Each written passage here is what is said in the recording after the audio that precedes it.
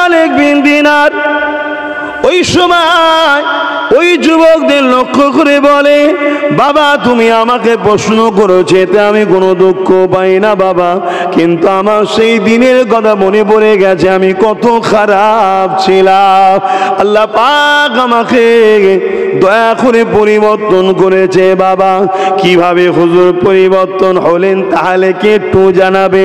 হযরতে মালিক বিন দিনার বলতে লাগলে, বাবা আমি রোজ শরাব পান করতাম, এমনকি রোজার দিন কোনো আমার বন্ধ ছিল না, কিন্তু 27 রমজান কদরের রাত্রিরে আমি যখন শরাব কিনতে যাই, শরাবকে হাতে করে নিয়েছে, প্রকাশ্য খেতে আমার বিবেককে বাধা দিল, কেননা আজকে রাত এমন একটা রাত, এই এক রাত্রি ইবাদতে 100 বছরের ইবাদতের নেকি হয়।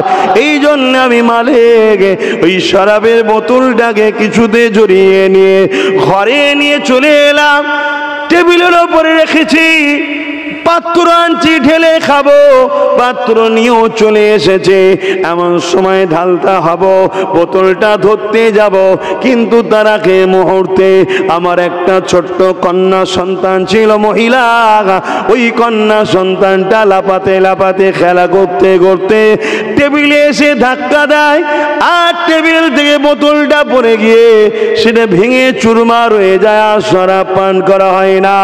আমি বাচ্চার দিকে তাকাই, বাচ্চা কিছু বোঝে না, সে মুচকে মুচকে হাসে আর খেলাধুলা করতে লাগে, আনন্দ করতে লাগে। ওই দিনে আমার শরাব পান করা হলো না, আমি ঘুমিয়ে পড়লাম।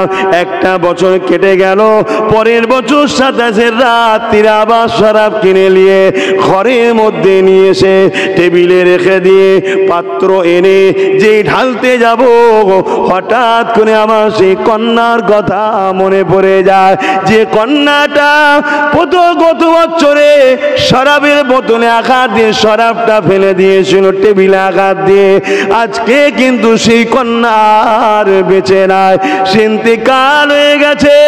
আমার মনের মধ্যে বাচ্চার কথা মনে পড়ে গেল, আমার মনের মধ্যে সন্তান আর একটা বেদনা জাগলো। আমি শরাবটা পান না করে ঘুমিয়ে পড়লাম।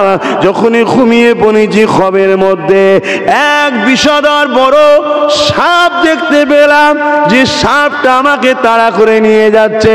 আমি ওই সাপের হাতে বাঁচার জন্য ছুটতে লাগলাম।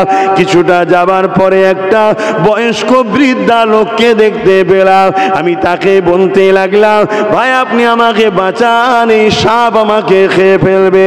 তিনি বলতে লেগেছে, মালিক তুমি আমাকে না খাইয়ে খাইয়ে দুর্বল করে দিয়েছো, এই বিশাল সাপের সঙ্গে মোকাবেলা করার আমার ক্ষমতা নাই, তবে তুমি এই দিকে চলে যাও।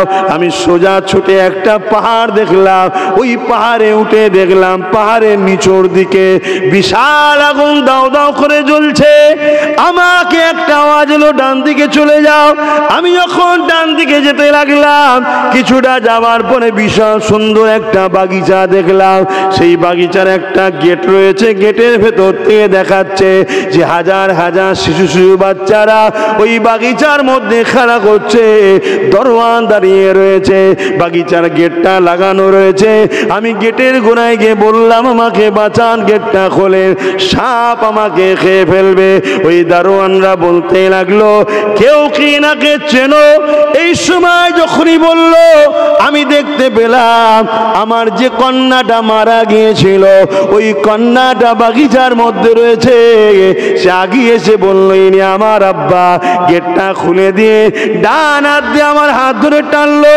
ইতিমধ্যে সাপটাও চলে এসেছিল, বাঁ হাত দিয়ে সাপকে আঘাত করলো, সাপটা গায়েব হয়ে গেল। আমি অবাক হয়ে গেলাম, মা রে তুমি কোথায় রয়েছো? ওই কন্যা বলতে লাগলো, যেসব বাচ্চারা বালিগ হওয়ার আগে এই ইন্তেকাল করে, আল্লাহ পাক তাদের জন্য এই সুন্দর জান্নাতের একটা বাগান রেখেছে।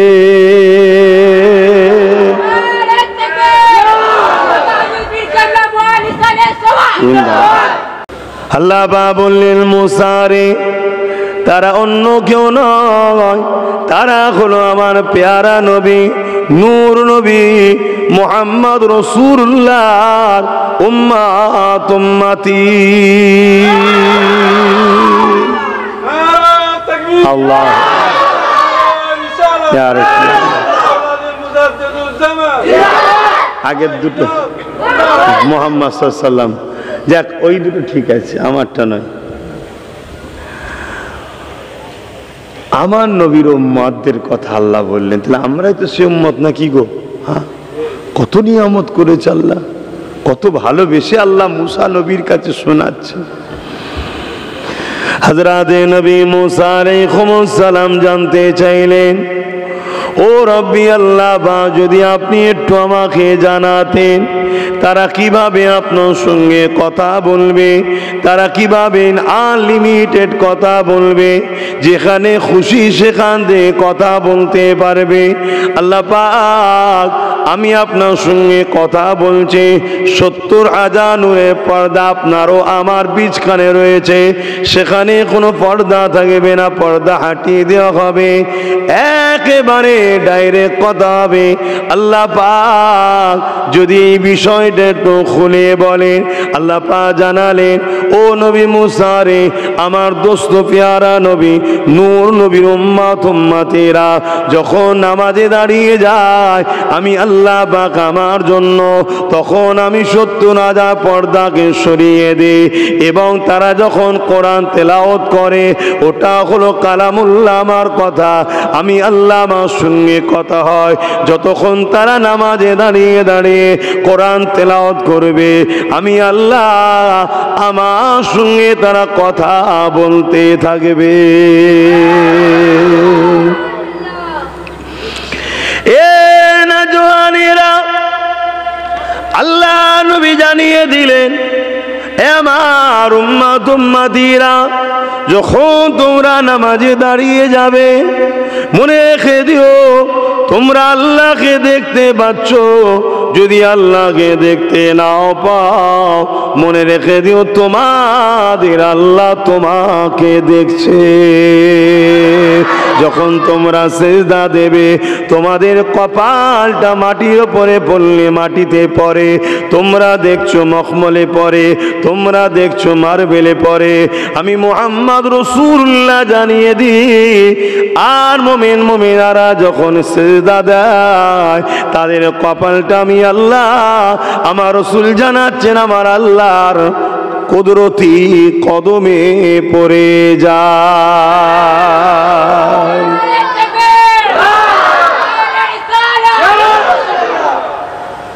আজ কত সম্মান আমরা পেয়েছি, কিন্তু বড় দুঃখ, খারাপ নেবেন না বলতে হয়, যদি শুনেও শুধরে যায়। আমরা নিজেদের আল্লাহ দিয়া নিয়ামতকে নিজেরাই হাতে করেই নষ্ট করছি, আমরা নিজেরাই। আমরা আজ আল্লাহ ভুলা হয়ে গেলাম, নামাজ ছেড়ে দিলাম, রোজা ছেড়ে দিলাম, মালদার হজ ছেড়ে দিলাম, জাকাত ছেড়ে দিলাম, পাক না পাক ছেড়ে দিলাম, হক হালাল ছেড়ে দিলাম। বুরাইর দিকে আমরা স্রোতের মতো ভেসে যাচ্ছি। নামাজ ছেড়ে দিয়ে গানকে নিলাম, রোজা ছেড়ে দিয়ে হারাম হালাল খাদ্য ছেড়ে দিয়ে হারাম খাদ্যকে নিলাম। আজ আমরা যে কাজ করলে আল্লাহ নারাজ, সেই কাজের দিকে আমরা দ্রুত যাচ্ছি। যে কাজ করলে আল্লাহ খুশি হয়, সে কাজ থেকে আমরা বহু দূরে সরে যাচ্ছি। আল্লাহ পাকের কাছে দোয়া করি, আল্লাহ আমাকেও আমাদেরকে হিদায়াত দেন। এ নওজওয়ানেরা, কখনো কখনো একবার হলো ভাববেন, প্রতিটা নফসের উচিত পরকালে ভাবা, কেননা দুনিয়া জিন্দেগিটা চিরস্থায়ী নয়। আজ আছেন কাল নাই, একদিন না একদিন চলে যেতে হবে। আল্লাহ দুনিয়া জমিনে আপনাকে আমাকে ছাড় দিয়ে রেখেছে, কারো জন্য 30 বছর, কারো জন্য 40 বছর, কারো জন্য 50 বছর, কারো জন্য 60 বছর, কে কত দিনের হায়াত নিয়ে এসছে কেউ জানে না। তবে এই দুনিয়া কারো জন্য চিরস্থায়ী নয়। এই দুনিয়ার হায়াতের জিন্দেগি আল্লাহ তোমাকে আমাকে কিছুই বলছে না। নামাজ ছেড়ে দিয়েছ আল্লাহ কিন্তু খাবার কেড়ে নেয় না। রোজা ছেড়ে দিয়েছ আল্লাহ কিন্তু রুজি বন্ধ করে দেয় না। আল্লাহ বিরোধী কাজ করতে লেগেছ, তারপর আল্লাহ তোমাকে দুনিয়াতে পাকড়াও করছে না। এর মানে এটা নয় যে আল্লাহ তোমাকে ছেড়ে দিয়েছে। না না না, আল্লাহ বা দুনিয়া জিন্দগিটা তো পরীক্ষার জিন্দগি করেছে। এখানে তোমাকে খাতা পেন দেওয়া হয়েছে, 2 ঘন্টা কি 4 ঘন্টা টাইম দিয়েছে। পরীক্ষার হল যেমন হয়, তুমি লিখবে কি না লিখবে, ঘুমাবে না বসে থাকবে, এটা তোমার ব্যক্তিগত ব্যাপার হয়ে যাচ্ছে, তোমার ইচ্ছার উপরে নির্ভর হয়ে যাচ্ছে। কিন্তু তোমার জ্ঞান টনটন রয়েছে। তুমি যদি 2 ঘন্টায় না লেখো ফেল হয়ে যাবে, তুমি যদি ঠিক না লেখো ফেল হয়ে যাবে। ফেল যদি হয়ে যাও তুমি কামিয়াবির উচ্চ শিখরে পৌঁছাতে পারবে না। ঠিক তেমনি আল্লাহ দুনিয়া জমিনে জ্ঞান বিবেক বুদ্ধি দিয়ে পাঠিয়েছে। যা তুই দুনিয়ায় নামাজ পড়লে কামিয়াবি, রোজা রাখলে কামিয়াবি, হজ করলে কামিয়াবি, দান খায়রাত করলে কামিয়াবি, যাকাত দিলে কামিয়াবি, গরিবকে ভালোবাসলে কামিয়াবি, মা বাপকে প্যার করলে কামিয়াবি, ন্যায়ের পক্ষে থাকলে কামিয়াবি, ইনসাফের পক্ষে থাকলে কামিয়াবি, মানবতার পক্ষে থাকলে কামিয়াবি, এতিমের পক্ষে থাকলে কামিয়াবি, বিধবার পক্ষে থাকলে কামিয়াবি, অসহায়ের পক্ষে থাকলে কামিয়াবি, ক্ষুধার্তকে খাওয়ালে কামিয়াবি। এক কথাই না, সত্য ইনসাফের পক্ষে। মাতা কুমুর রসুল ফাখুযুহু ওয়া মা নাহাকুম আনহু ফান্তাহু। আমার নবী যা আদেশ দিয়েছে সেগুলো মেনে নে। যদি মেনে নিস কামিয়াবি, যদি না মানিস কামিয়াবি নয়। এবারে দুনিয়ায় তুই মানবি কি মানবি না এটা তোকে আমি ছাড় দিয়ে দিলাম। যখনই মৃত্যুর ঘন্টা পড়ে যাবে খাতা বন্ধ হয়ে যাবে।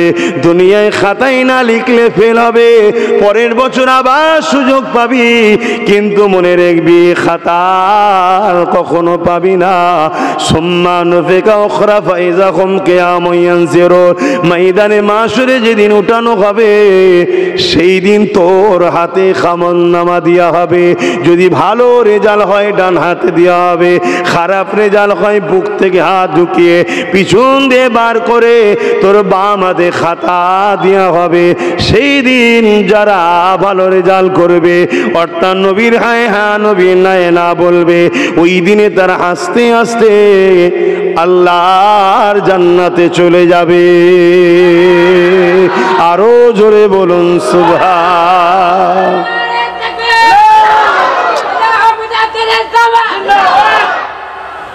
আজ যারা উল্টোটা করবি, আমার নবীর নাই না না বলে নবীর হ্যাঁ হ্যাঁ না বলে উল্টো যদি করিস, ছাড় দুনিয়া। তুই নামাজ পড়বি নি, তুই বুঝবি দুনিয়ায় তোকে আমি ধরবো না।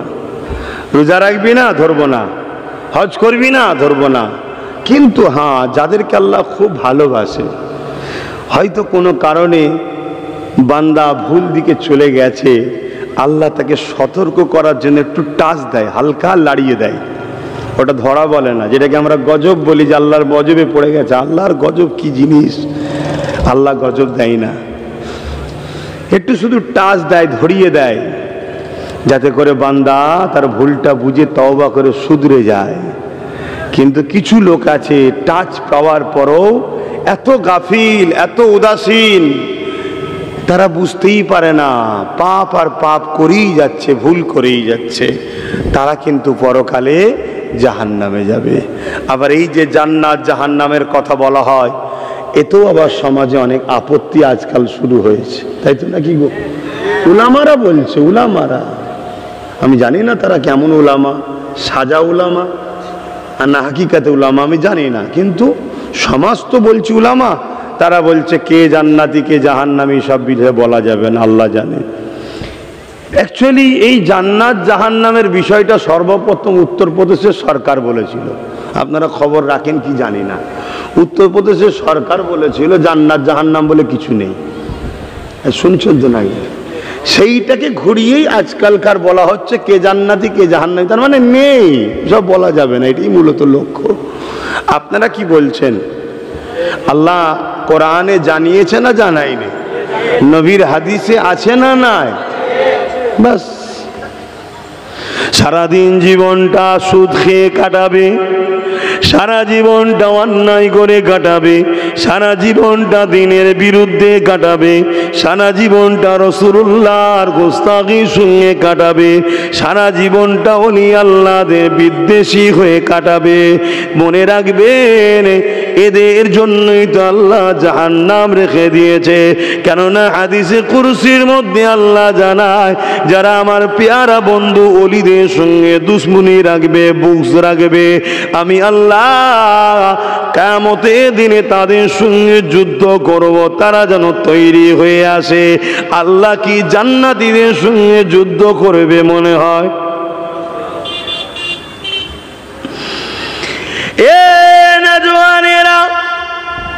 ভুল করার পরও যদি কেউ নত স্বীকার করে নেয়, আল্লাহ নবী জানিয়ে দিলেন তার মধ্যে ঈমান রয়েছে।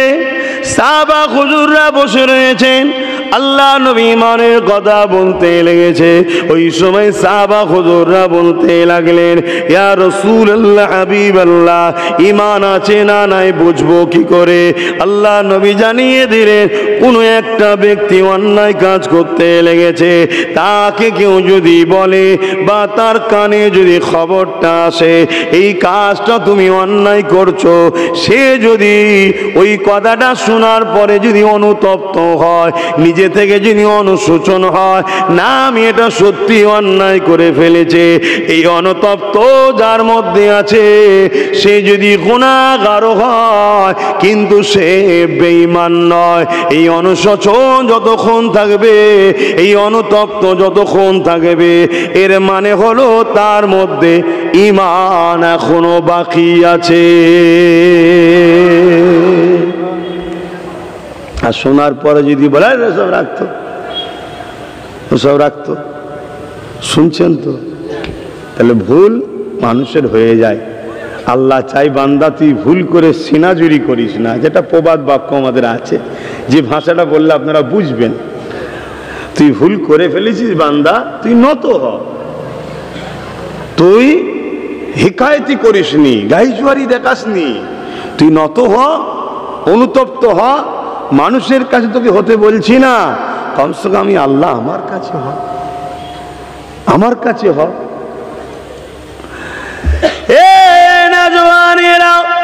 তবে এখানে একটা মশলা জেনে নেন, কেউ যদি প্রকাশ্য কোনো কুফরি করে, কেউ যদি প্রকাশ্য কোনো শিরকি করে, কেউ যদি প্রকাশ্য কোনো পাপ করে, কেউ যদি প্রকাশ্য কোনো অন্যায় করে, এই অন্যায় তওবা আপনাকে প্রকাশ্য করতে হবে।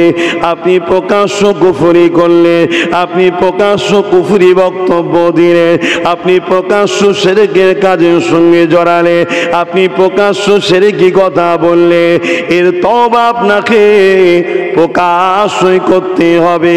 কলেমা রুদ্ধ কফুর আপনাকে প্রকাশ্য পরি তওবা করতে হবে। এ নওজওয়ানেরা, আর আপনি যদি গোপনে কোনো অন্যায় করেন, গোপনে যদি কোনো পাপ করে ফেলে, গোপনে কোনো যদি অন্যায় হয়ে যায়, ওটা আপনাকে গোপনে গোপনে আল্লাহ পাকের কাছে ক্ষমা চেয়ে নিতে হবে। এ যুবকের, আমার আল্লাহ কতটা ভালোবাসে। তুমি আমি যখন অন্যায় করি, তুমি আমি যখন আল্লাহর রাস্তা থেকে দূরে সরে যে কোনো পাপ অন্যায় অত্যাচারের রাস্তায় চলে যায়, খারাপ রাস্তায় চলে যায়, আমার আল্লাহ তোমাকে আমাকে লক্ষ্য করে ডাকে, বান্দা আমার দিকে ফিরে আয়।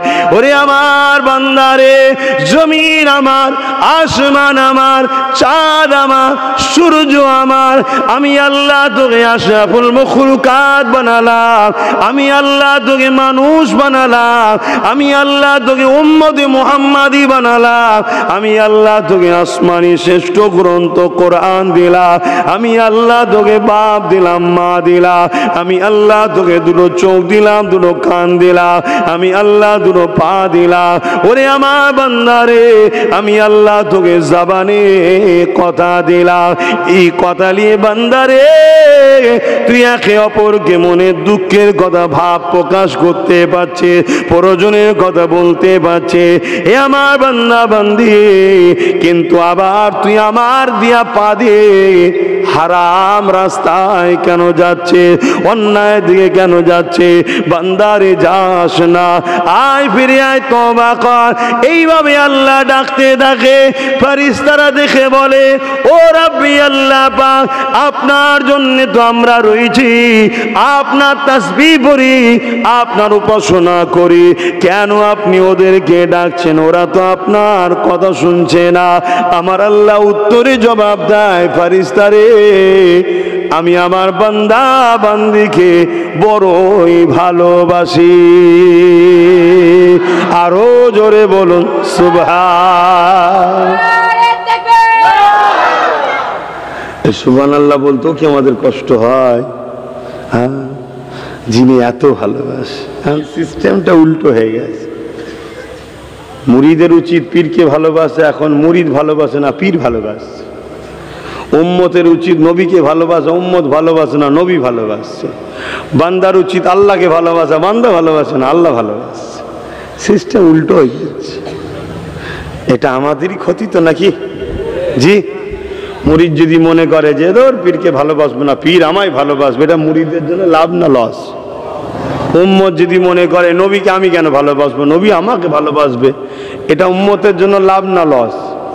বান্দা যদি মনে করে, বান্দি যদি মনে করে আমি কেন আল্লাহকে ভালোবাসবো, আল্লাহ আমায় ভালোবাসবে, এটা বান্দার জন্য লাভ না লস? আমরা লসই রান করছি। আসুন তওবা করি, পরিবর্তন হই। কেন আল্লাহ ছাড় দিয়েছে, ছেড়ে দেয়নি, সুযোগ দিয়েছে। বান্দা যা, হায়াতের জিন্দেগি পর্যন্ত তোকে আমি ছেড়ে দিলাম, তুই যা। যদি আমায় ভালোবাসিস জমিনের ওপরে, তাহলে আমি তোকে ময়দানে মাহশরে সব বিপদ মুক্ত করে আমি তোকে জান্নাত দেবো। জোরে বলুন সুবহানাল্লাহ। যে ময়দানে মাহশর হযরতে জিবরাইল আলাইহিস সালামকে আল্লাহ বা বলবে, জিবরাইল আমার জাহান্নামকে নিয়ে এসে আমার আরশের পাশে বেঁধে দাও। হযরতে জিবরাইল আলাইহিস সালাম চলে যাবেন, আল্লাহ পাকে জাহান্নামকে বাঁধার জন্য ৭০,০০০ জিনজিল নিয়ে যাবে। এক একটা জিনজিলে ৭০,০০০ করে ফেরেশতা ধরে রাখবে। শুনছো যুবকরা? একটু ভুলে যেও না এই কথাগুলো, বাপের সময়। এ নওজওয়ানেরা, ৭০,০০০ জিনজিল দিয়ে জাহান্নামকে বাঁধাবে। এক একটা জিনজিলে ৭০,০০০ করে ফেরেশতা ধরে রাখবে। জাহান্নামকে তথাপিও ধরে রাখতে পারবে না। জাহান্নাম লম্বা লম্বা আগুনের শিখা বার করে, ঘরে যখন আগুন জ্বলে দেখবেন সরু সরু লম্বা লম্বা শিখা বাইর হয়, দেখেন তো নাকি? এ যুবকেরা, তরুণেরা, দুনিয়ার আগুন জাহান্নামের আগুনের কাছে বরফের নাই, ঠান্ডা। ওই আগুন আর এক আগুন আসমান জমিনের থেকেও বেশি পার্থক্য। সেই জাহান্নামের আগুনকে বাধা হবে ৭০,০০০ জিনজিল দিয়ে বেঁধে জাহান্নামকে টেনে টেনে টেনে টেনে নিয়ে আসা হবে। এক একটা জিনজিলে ৭০,০০০ করে ফেরেশতা ধরে থাকবে। জাহান্নামকে ধরে রাখতে পারবে না। জাহান্নাম লম্বা লম্বা শিখা বার করে মানুষকে ধরতে যাবে, মানুষের দিকে তেড়ে তেড়ে যাবে। ক্ষুধার্ত জাহান্নাম আগিয়ে আগিয়ে যাবে। এই অবস্থা দেখে হযরতে জিবরাইল আলাইহিস সালাম চিৎকার দিয়ে আওয়াজ দিয়ে বলবে, আল্লাহর জাহান্নাম উম্মতে মুহাম্মাদির দিকে তেড়ে তেড়ে যাচ্ছে। আরে মদিনাওয়ালা, কামলিওয়ালা, রহমতুল্লাহ দয়ার নবী আমার সঙ্গে সঙ্গে এই খবরটা যখনই পেয়ে যাবে নবী আমার আল্লাহ পাকের আরশে আজিমের ওপরে সম্মানীয় মাকামে বসে থাকবে, ওখান থেকে নবী আমার নিচুই নেবে এসে মাকামে মাহমুদ বলে একটা জায়গা আছে, হামদের জায়গা, প্রশংসার জায়গা, তারিফের জায়গা। ওই জায়গাতে আল্লাহকে সিজদায় পড়ে গিয়ে নবী আমার এত তারিফ করবে আল্লাহ, এত গুণগান গাইবে আল্লাহ, এত প্রশংসা করবে আল্লাহ, ইতি পড়বে আমার আল্লাহ পাকের এত তারিফ এত প্রশংসা কেউ করেনি। আল্লাহ খুশি হয়ে যাবে, দয়ার আল্লাহ পাক খুশি হয়ে যাবেন। এটা হচ্ছে কবে? 50,000 বছর পর। কিয়ামত বিচারের দিন যেদিন হবে সেই দিন শুরু থেকে 50,000 বছর পর। আর এই 50,000 বছরটা কোন জায়গায় দাঁড়াতে হবে জানেন তো? আল্লাহ আমাকে মাফ করে দেন, আল্লাহ আল্লাহ আমাদেরকে মাফ করে দেন, বলুন আমিন। ওফ, কেউ ছাড়া পাবো না, আল্লাহ যদি ধরে বাস মাফের আশায় আমরা আছি। দাদা হুজুর পীর কেবলা বলতেন যে কোরআনে যদি ওই আয়াতটা না থাকতো লা তাকনাতু মির রাহমাতিল্লাহ, আমি আবু বকর তাহলে বুকটা ফেটে মারা যেতাম। তারা তো আমাদের থেকে বেশি আরো আল্লাহকে চেনে, আল্লাহকে ভয় করে। আল্লাহ কোরআনে বলেছেন আলেমরা বেশি আল্লাহকে ভয় করে। কেন? আলেমরা জাননেওয়ালা, তারা আল্লাহ সম্বন্ধে জানে তাই। তবে আবার আলেম বাপ দু ধরনের, আমাকে সব কথা একটু খুলে বলে ফেলি বলে অনেকে গালিগালাজ করে, যে চেপে চেপে কথা বলতে পারেন না। চেপে চেপে যে কথা বলবে কিয়ামতের দিন আল্লাহ তারকে বেউজ্জতি করে বোবা শয়তান করে আল্লাহ কিয়ামত দিন তুলবে। তাই একটু হক কথা তো বলতেই লাগে। আলেম আবার দুই ধরনের, একটা রহমানি আলেম, একটা শয়তানি আলেম। দুজনকে দেখতে এক, দুজনের কিতাবের জ্ঞান, কোরআনের জ্ঞান পেয়েছে, দুজনেই হাদিসের জ্ঞান পেয়েছে, দুজনেই দ্বীনি জ্ঞান পেয়েছে। কিন্তু একজন জ্ঞান পেয়ে রহমানের জন্য খরচ করে রহমানের রাস্তায়, আর একজন জ্ঞান পেয়ে দুনিয়া তাগুদি শক্তির দলদাস হয়ে তাদের দালালি করে তাদের জন্য এলেম খরচ করে। কিছু বুঝাতে পারছি? দুটো ধরনের উলামা আছে। তো যারা হক উলামা তারা আল্লাহকে সব থেকে বেশি ভয় করে। আর আল্লাহকে যারা ভয় করে আলিমান খাফা মাকাম রাব্বিহি জান্নাতান। এ নওজওয়ানেরা, আমার আল্লাহকে যারা ভয় করে সূরা রহমানে আল্লাহ জানিয়ে দিলেন আমার আল্লাহ তাদের জন্য দুটো দুটো জান্নাত দেবে। একটা জান্নাত এই জমিন আসমানের বীজখানে যে বিশাল জায়গা, জমিন আসমানের বীজখানে যে বিশাল জায়গায় পৃথিবী, এরকম বড় বড় একটা জান্নাত। জোরে বলুন সুবহানাল্লাহ। এখন টেকনোলজির ছেলে, উন্নত সমাজ, উন্নত যুগের ছেলে, কি গো বিশ্বাস করো তো নাকি? কেন কি রে সে ভাইরা বলবি তো, বিশ্বাস করো তো নাকি যে এত বড় বড় জান্নাত তো ঘুরবো কি করি? হ্যাঁ, এত বড় বড় জান্নাত তো তাহলে ধরবে কোথায়? এসব ভাবছেন নাকি? তো এইটা কে তৈরি করেছে? তো যে এরকম একটা বানাতে পারে সে এরকম যত খুশি ততটা বানাতে পারে না? পারে না? আল্লাহর জন্য বানাতে সময় লাগে? আল্লাহ পাককে শুধু বলেন কুন, কাপ নুন কুন, তার মানে হো যা, ফায়াকুন, সঙ্গে সঙ্গে হয়ে যায়। জোরে বলুন সুবহানাল্লাহ। এই যে পৃথিবী দেখছেন, এই পৃথিবীটা প্রথম আসমানের কাছে একটা ছোট্ট ফুটবলের থেকেও ছোট। বলুন সুবহানাল্লাহ। প্রথম আসমানটা এত বড়। প্রথম আসমান থেকে দ্বিতীয় আসমান কতটা? জমিন থেকে প্রথম আসমান যতটা। আবার দ্বিতীয় আসমান থেকে তৃতীয় আসমান কতটা? প্রথম থেকে জমিন থেকে দ্বিতীয় আসমান যতটা ততটা। দ্বিতীয় আসমান থেকে তৃতীয় আসমান কতটা? জমিন থেকে তৃতীয় আসমান যতটা ততটা। তৃতীয় থেকে চতুর্থ কতটা। এইভাবে বাড়তে বাড়তে সপ্তম আসমান, তারপরে হবে সিদরাতুল মুনতাহা। সিদরাতুল মুনতাহায় কে থাকে? হযরতে, বলবেন তো, নবীর আশিকদের ঘরে বড় ভালোবাসে যিনি, হযরতে জিবরাইল আলাইহিস সালাম। সিদরাতুল মুনতাহা যেটা আছে সেটা কতটা? জমিন থেকে সপ্তম আসমান যতটা, সপ্তম আসমান থেকে সিদরাতুল মুনতাহা ততটা। জোরে বলুন সুবহানাল্লাহ। এরপরে আরো অনেক আছে, এরপরে আরো আছে অনেক উপরে। তারপরে তো আল্লাহর আরশ, তারপরে আবার লামাকান, যেখানে কোনো ওয়াক্ত নাই, কাল নাই, টাইম নাই, কিছু নাই। কথা বুঝে আসছে? অত ডিপে ঢুকলে আবার এটাও থাকবে না, আউট হয়ে যাবে, এই পর্যন্তই থাকেন।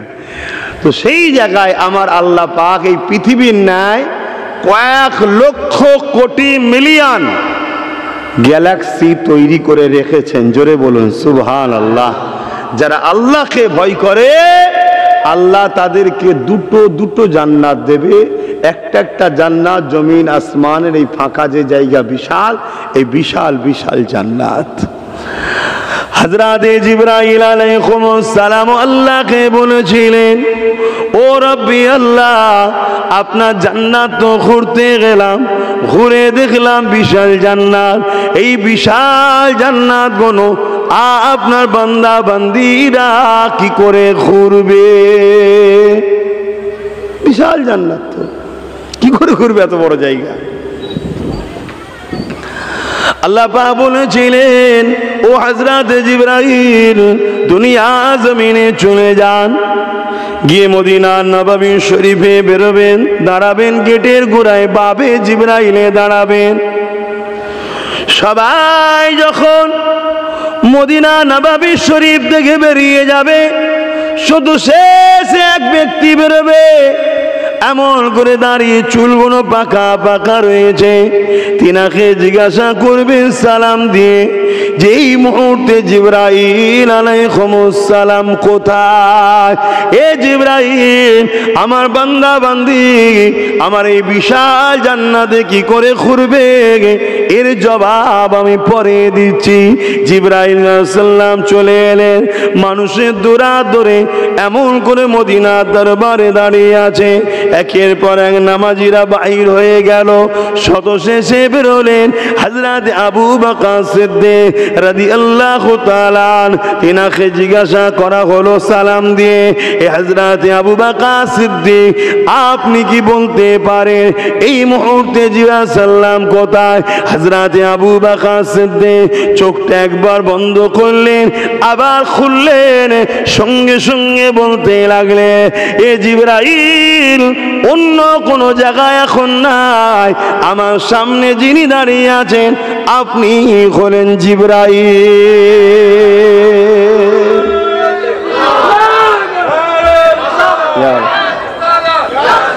আল্লাহ পাক আওয়াজ দিচ্ছে, জিজ্ঞেস করো কি করে জানলো? জিবরাইলকে আল্লাহ বলছে জিজ্ঞেস করো।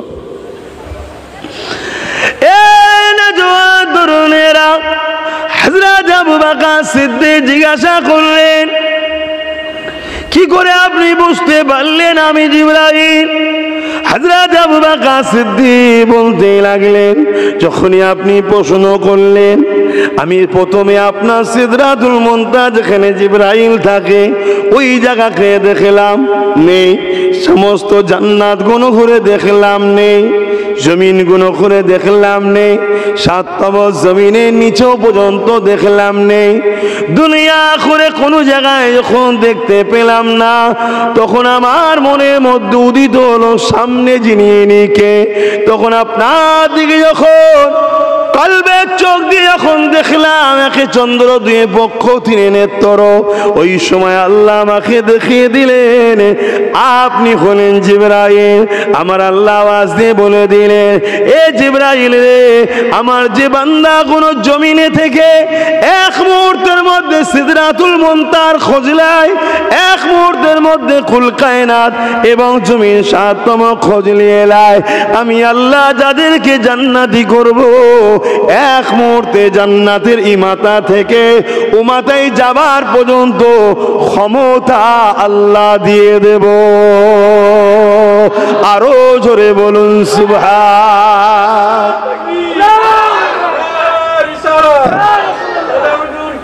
জিন্দাবাদ জিন্দাবাদ আল্লাহ।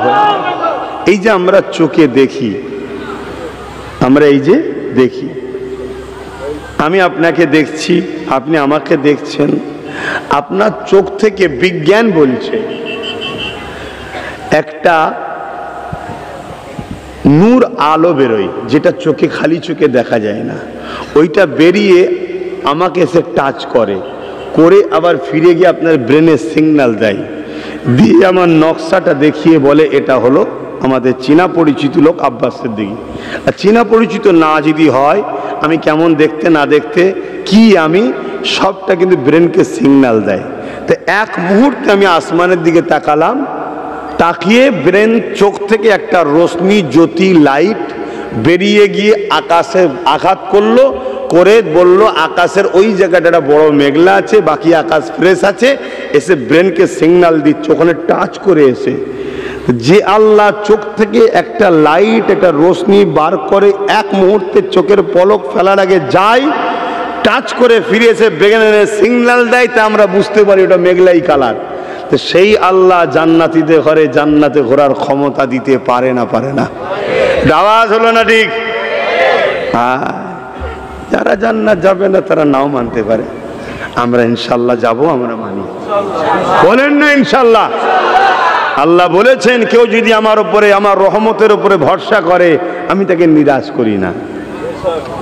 মনে রাখবেন, যদি শিরক করে ফেলেন মাফ নাই, যদি রাসূলের উপরে আঘাত দেন, বিয়াদবি করেন, মাফ নাই। যদি দিনের উপরে আঘাত, দিনের ক্ষতি করেন বা ক্ষতিকারকদের সহযোগিতা করেন, মাফ নাই। বাকি যদি আপনি নিজের লাইফে কিছু ভুল করেও ফেলেন, জান্নাতে যাব না এ কথা ভাববেন না, ইনশাল্লাহ যাবে আশাটা রাখেন। কেন আল্লাহ বলেছে আমার উপরে আশা করলে আমি কাউকে নিরাশ করব না। এবার যদি বলেন ও ভালো কাজ করে নে, যাবে কি করে? আরে আজ করে নে, ওকে যদি আল্লাহ দেব বলে, কাল ওকে ওলি বানিয়ে দেবে। জোরে বলুন সুবহানাল্লাহ। আমরা ইতিহাসে পরিচিত, কি পড়িছি না পড়িনি? হযরতে মালিক বিন দিনার রাদিয়াল্লাহু তাআলা, হ্যাঁ, ওয়াজ করছে মেম্বারে দাঁড়িয়ে, এক যুবক উঠে দাঁড়িয়ে গেছে, দাঁড়িয়ে গিয়ে বলছে হুজুর বিয়াদবি নেবেন না, একটা কথা জানতে চাইছি। কি কথা? হুজুর আপনি তো যখন আমরা ছোট ছিলাম দেখেছি আপনি রাস্তায় শরাব খেয়ে, মদ খেয়ে রাস্তায় পড়ে থাকতেন, আজ আপনি মেম্বারে উঠে ওয়াজ করছেন, এই পরিবর্তনটা কি করে আপনার হলো? হযরতে মালিক বিন দিনার এই কথা শুনে কাঁদতে শুরু করলেন। যুবক ভাবলো যে আমার মনে হয় কিছু বিয়াদবি হয়ে গেল, হুজুর কষ্ট পেলেন, তাই ক্ষমা চাইছে, হুজুর আপনি আমাকে মাফের নজরে দেখবেন, আমি আপনাকে অপমান করতে চাইনি, আমি শুধু জানতে চেয়েছি যে এত পরিবর্তন কিভাবে আল্লাহ করলেন আপনার, কেন আমাদের জন্য এটা একটা শিক্ষা হতে পারে। কে হযরতে মালিক বিন দিনার ইতিহাসের মধ্যে আছে, তারিখের মধ্যে রয়েছে। হযরতে মালিক বিন দিনার তিনি যখন একদিন নৌকাতে উঠেছে, নদী পার হওয়ার জন্য ওই নৌকাতে চলেছে ওপারে যাবে বলে, কিন্তু দেখা যাচ্ছে কাছে পয়সা নাই। মাঝি যখন নৌকার পয়সা চাইছে, হযরতে মালিক বিন দিনার বলছে, এ মাঝি আমার কাছে পয়সা নাই, আমি বাবা দুনিয়া অত বুঝি না, আল্লাহর হাওয়ালায় থাকে, বাবা ওপারে নিয়ে চ, তোকে পয়সা দিয়ে দেব। মাঝি কোনো কিছু না শুনে মালিক বিন দিনারকে ওই নদীতে ফেলে দিবার জন্য চ্যাংতোলা করেছে। ঠিক এমনই সময় মাঝি দেখতে লেগেছে নদীর নৌকার কাছে চতুর্দিকে যেদিকে যাবে সেটা বাদ দিয়ে বাকি তিন দিকে এমন করে প্রতি মাছগুলো ভেসে উঠেছে, আর মাছগুলোর মুখে একটা একটা করে স্বর্ণ মুদ্রা নিয়ে উঠেছে। নদীর মাঝি তো বুঝতে পেরে গেছে এটা কি। সেই মালিক বিন দিনার। কিন্তু এক সময় কি ছিল? তাহলে আজ আমাদের ছেলে যদি ইসলামের দুশ্মন না হয় আর দুশ্মনদের সহকারী না হয়, রাসূলের সঙ্গে বেয়াদবি গোস্তাকি যদি না করে আর শিরকের সঙ্গে যদি জড়িয়ে না যায় আর হক্কুন নাস যদি না মারে, হক্কুন নাসের গুনাহ আল্লাহ মাফ করবে না। বান্দা যার করেছো তার কাছে মাফ চাইতে হবে। তাহলে আল্লাহ পাক রহমান ও রহিম, তিনি ওয়াদা করেছেন মাফ করবেন। জোরে বলুন সুবহানাল্লাহ।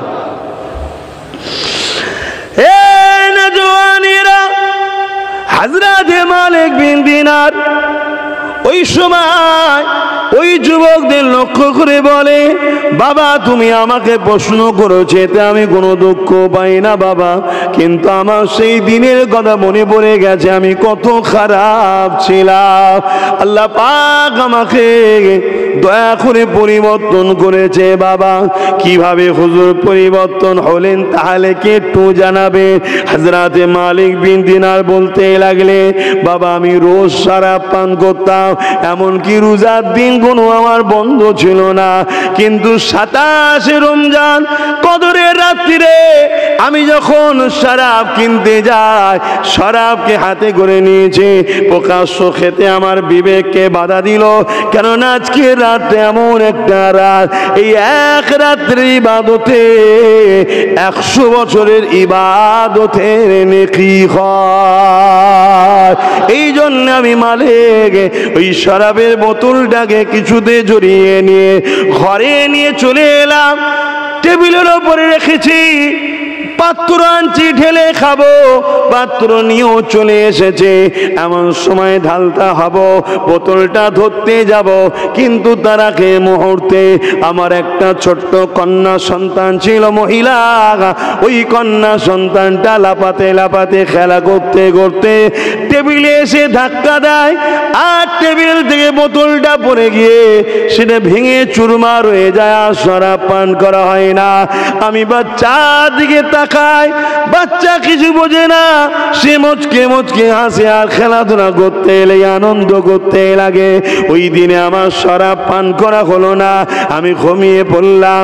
একটা বছর কেটে গেল, পরের বছর 27 রাত্রিরে আবার শরাব কিনে নিয়ে ঘরের মধ্যে নিয়ে এসে টেবিলে রেখে দিয়ে পাত্র এনে যে ঢালতে যাব, হঠাৎ করে আমার সেই কন্যার কথা মনে পড়ে যায়, যে কন্যাটা গত বছরে শরাবের বোতলে আঘাত দিয়ে শরাবটা ফেলে দিয়েছিল, টেবিলে আঘাত দিয়ে।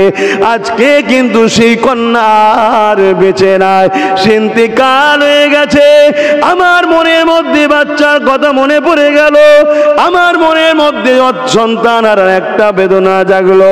আমি শরাবটা পান না করে ঘুমিয়ে পড়লাম। যখনই ঘুমিয়ে পড়েছি, খবের মধ্যে এক বিষধর বড় সাপ দেখতে পেলাম, যে সাপটা আমাকে তাড়া করে নিয়ে যাচ্ছে। আমি ওই সাপের হাতে বাঁচার জন্য ছুটতে লাগলাম। কিছুটা যাবার পরে একটা বয়স্ক বৃদ্ধা লোককে দেখতে পেলাম। আমি তাকে বলতে লাগলাম, ভাই আপনি আমাকে বাঁচান, এই সাপ আমাকে খেয়ে ফেলবে। তিনি বলতে লেগেছে, মালিক তুমি আমাকে না খাইয়ে খাইয়ে দুর্বল করে দিয়েছো, এই বিশাল সাপের সঙ্গে মোকাবেলা করার আমার ক্ষমতা নাই, তবে তুমি এই দিকে চলে যাও। আমি সোজা ছুটে একটা পাহাড় দেখলাম, ওই পাহাড়ে উঠে দেখলাম পাহাড়ের নিচের দিকে বিশাল আগুন দাও দাও করে জ্বলছে। আমাকে একটা আওয়াজ এলো, ডান দিকে চলে যাও। আমি যখন ডান দিকে যেতে লাগলাম, কিছুটা যাওয়ার পরে বিশাল সুন্দর একটা বাগিচা দেখলাম। সেই বাগিচার একটা গেট রয়েছে, গেটের ভেতর থেকে দেখাচ্ছে যে হাজার হাজার শিশু বাচ্চারা ওই বাগিচার মধ্যে খেলা করছে। দরওয়ান দাঁড়িয়ে রয়েছে, বাগিচার গেটটা লাগানো রয়েছে। আমি গেটের গোড়ায় গিয়ে বললাম, আমাকে বাঁচান, গেটটা খোলেন, সাপ আমাকে খেয়ে ফেলবে। ওই দারোয়ানরা বলতে লাগলো, কেউ কি নাকে চেনো? এই সময় যখনই বলল, আমি দেখতে পেলাম গেলাম, আমার যে কন্যাটা মারা গিয়েছিল ওই কন্যাটা বাগিচার মধ্যে রয়েছে। সে আগিয়ে এসে বলল, ইনি আমার আব্বা। গেটটা খুলে দিয়ে ডান হাত দিয়ে আমার হাত ধরে টানলো। ইতিমধ্যে সাপটাও চলে এসেছিল, বাঁ হাত দিয়ে সাপকে আঘাত করলো, সাপটা গায়েব হয়ে গেল। আমি অবাক হয়ে গেলাম, মা রে তুমি কোথায় রয়েছো? ওই কন্যা বলতে লাগলো, যেসব বাচ্চারা বালিগ হওয়ার আগে এই ইন্তেকাল করে, আল্লাহ পাক তাদের জন্য এই সুন্দর জান্নাতের একটা বাগান রেখেছে।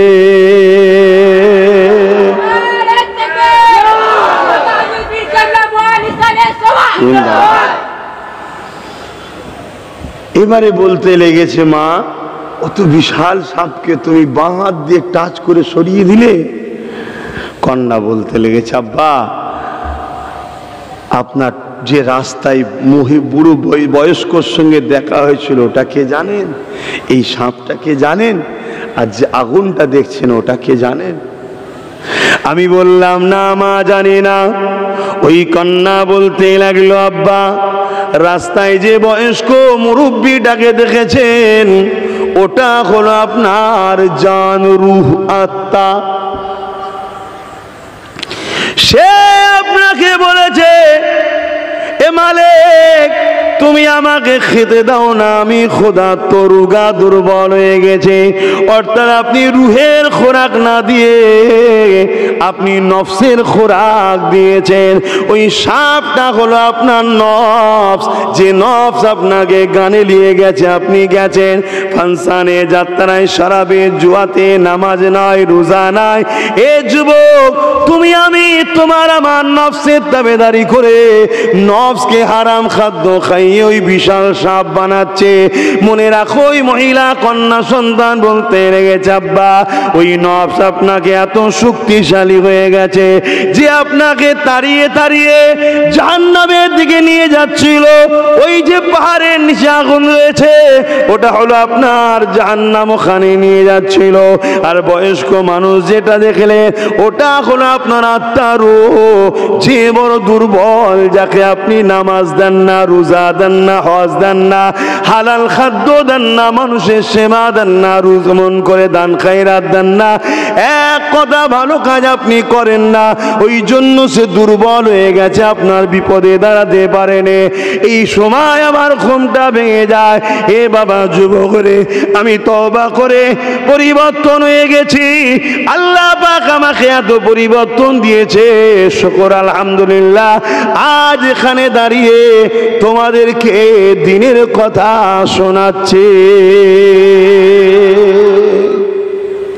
তাহলে আমার ভাইগুলো, যুবকগুলো যদি শিরকের সঙ্গে না জড়ায়, নবীর বিরোধী বা বিয়াদবি বা বিরোধী না হয়, দিনের যদি ক্ষতিকারক বা ক্ষতিকারকদের সাথী না হয়, আর হক্কুন নাস যদি না মারে, হালকা বয়সে ভুল হয়ে যাবার পরেও যদি তওবা ইস্তেগফার হয়ে যায়, আল্লাহ যদি সুযোগ দেয়, এরা পরিবর্তন হতে পারে না, পারে না।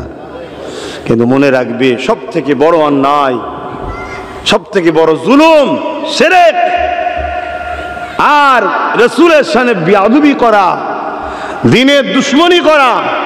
দিনের উপকার যদি করতে নাও পারো, দিনের ক্ষতি করে ফেলো না। কেন এই দিনের জন্য আমার রসুল, রসুলের সাহাবারা, সাহাবাদের আওলাদেরা, যুগে যুগে আলেমে হাক্কানিরা, পীর মাশায়েখ ইমামরা কত জীবন দিয়েছে। এই ভারতবর্ষের মুসলমান, এই ভারতবর্ষের বুকে ব্রিটিশ যখন শাসন করছিল, ব্রিটিশ বড় প্ল্যান মাফিক ভারতবর্ষের বুক থেকে ইসলামকে মুছে দিবার পরিকল্পনা করেছিল, নানা রকম চক্রান্ত করেছিল। সেই ব্রিটিশদের হাত থেকে দেশকে এবং আমাদের ধর্মীয়কে রক্ষার জন্য লক্ষ লক্ষ উলামারা, হাফিজে কোরআনরা, আলেমরা নিজেদের জীবনকে কোরবান করেছে। তারপরে আজকে আমরা সেই দিন পাচ্ছি। তাদের মধ্যে থেকে একজন অন্যতম, যিনি ব্রিটিশদের বিরুদ্ধে লড়াই করেছে, আমার আপনার মুর্শিদ, জাবানার মুজাদ্দিদ সৈয়দনা আবু বকর সিদ্দিক ফুরফুরাবি আল কুরাইশি দাদা হুজুর রহমাতুল্লাহ আলাইহি জোরে বলুন সুবহানাল্লাহ। তো ভাইরা আমার, এই মাহফিলটা সাকসেসফুল হতে গিয়ে এক একজনের এক এক ধরনের অবদান আছে। কেউ আজকে এসে চটটাও বিছিয়েছে, এটাও কি অবদান না অবদান নয়? কেউ প্যান্ডেলের অর্থ দিয়েছে, কেউ আবার খুঁটি পুঁতে দিয়েছে, কেউ মাইকিং করেছে, কেউ অর্থ দিয়ে তাবারুকের জন্য নানা রকম, কেউ মাইক সেটের খরচ দিয়েছে। আবার আপনারা যে এসে বসেছেন, এটাও কি মাহফিলের জন্য অবদান না অবদান নয়? জোরে বলে। তা অতএব আমার মুজাদ্দিদুজ্জামান তিনি উলামাদের ঘরে সংগঠিত করেছে, তিনি তিনার মুরিদদের বুঝিয়েছে, বাবা এই ব্রিটিশ দেশেরও যেমন দুশ্মন, আমার দিনেরও তেমন দুশ্মন, এদের বিরুদ্ধে বাবা লড়াই করতে হবে, সংগঠিত করতে হবে।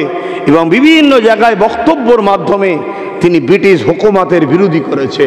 তাহলে আজকের দিনেও যদি আমরা দেখি কোনো শাসক, কোনো ক্ষমতাশালী, তারা যদি ক্ষমতার জোরে শাসক, তারা যদি আজ আমার দিনের ওপরে আঘাত দেয়, দিনকে মিটার পরিকল্পনা করে, একজন দাদা হুজুরের চতুর্থ প্রজন্ম হিসাবে প্রকৃত যদি উত্তরসূরি হতে পারি, যেমন নামাজের কথা, রোজার কথা, হজের কথা, দাড়ির কথা, ইলমে মারিফাতের কথা, তাসাউফের কথা, আধ্যাত্মিক জগতের কথা, ইলমে জাহিরি কথা, পাক নাপাকের কথা, হক হালালের কথা, ইশকে মোহাব্বতে রসুলের কথা, সবটা যেমন বলতে হবে, ঠিক তেমনই ওই সকল ব্রিটিশদের বিরুদ্ধে যেমন যারা ইসলামের দুশ্মন, আজকেও যদি কেউ দুশ্মনী করে, তাদের বিরুদ্ধেও কওমকে সংগঠিত করা, জাগিয়ে তোলার কথা বলা দরকার আছে না না? একটু বলুন, আছে না না? বড় দুঃখের বিষয়, আজ আমাদের কাছে শুধু দস্তখান বিছিয়ে খাওয়া সুন্নতটাই আছে, আর মাথায় দাড়িতে কাকুই দেওয়া সুন্নত আছে। কি এর থেকেও বড় সুন্নত হলো জুলুমকে খতম করে ইনসাফ ইনসানিয়াতকে প্রতিষ্ঠিত করা হলো আমার নবীর সুন্নাত। জোরে বলুন সুবহানাল্লাহ। ওই সুন্নত ছেড়ে দিয়েছি, ওই সুন্নত ছেড়ে দিয়েছি। আর মাফ করবেন, বড় দুঃখ লাগে, দাদা হুজুরের বাগান, বিশাল বাগান, এ বাগানের শেষ নাই। আর এই বাগান আজ কত আগাছা, কত রকম কিছু গজিয়ে গজিয়ে গজিয়ে অরিজিনাল গাছের ফল নষ্ট করছে। সেদিকে কিন্তু দাদা হুজুরের আমরা যারা ভালোবাসার অনুসারী, অনুগামী, আমি হই, আপনি হই, আর যে XYZ হই, আমাদের কিন্তু সেদিকে খোঁজ নাই, আমাদের সেদিকে খেয়াল নাই। আমাদের খেয়াল কে আমাকে কি দেবে দেখো, এইদিকে এখন বেশি খেয়াল। কথা বুঝে আসছে? তাতে যদি সিলসিলার বিরুদ্ধে কথা হয়, হোক গে যাক, সিলসিলাকে ডুবিয়ে দেয়, ডুবিয়ে দিকে যাক, তাতে দিন থাকে থাকবে, না থাকে না থাকবে। আমি যে অ্যাসেট করে যাব, আমার 14 পিড়ি বসে খাবে।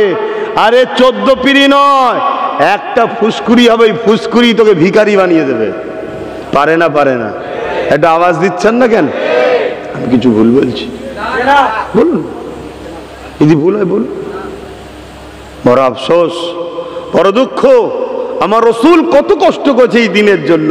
হ্যাঁ, তায়েফে মার খেলেন, ওহুদে মার খেলেন, কত জায়গায় রসুল আমার অত্যাচারীদের হাত থেকে, জালিমের হাত থেকে হুজুর কষ্ট পেলেন এই দিনের জন্য। আজকে সেই দিনকে মিটিয়ে দিয়ে উম্মতে মুহাম্মাদিকে বড় প্ল্যান করে মুশরিক বানাচ্ছে। প্রথমে খেলা মেলা, জুয়া, মদ, নানা রকমের জড়িয়েছে, এখন আস্তে আস্তে এবারে মুশরিক বানাচ্ছে, মুশরিক বানিয়ে দিচ্ছে। আমাদের কওমের কোনো হোশ নাই, আমরা শুধু ফাজাইলের কথা বলে যাচ্ছি। বলুন, ফাজাইলের কথা বলুন, মাকামের কথা বলুন, সব বলুন, কিন্তু এই কথাটাও তো মাঝে মাঝে বলা দরকার যে বাবা ইসলামকে আজকেও একদল ফেরাউন মিটাতে চাইছে।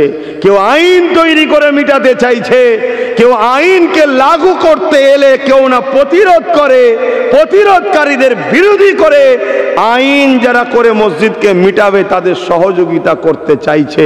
বাবা, এদের লক্ষ্য বাবা মসজিদ মিটাও, মাদ্রাসা মিটাও, কবরস্থান মিটাও, ঈদগাহ মিটাও, ইসলামের পেহচানকে মিটিয়ে দাও। না থাকবে মসজিদ, না থাকবে আজান, না থাকবে কবরস্থান, না থাকবে ইসলামের নিশানা, তবেই তো প্রমাণ করতে পারবো যে তোরা এলি কবে। শুনছেন তো নাকি? আর মসজিদ থাকলে প্রমাণ করা যাবে না। 118 বছরের জলসা যদি তরলপুরে হয়, তার মানে তরলপুরে স্বাধীনতার আগে থেকে মুসলমান আছে, তারা জলসা করছে।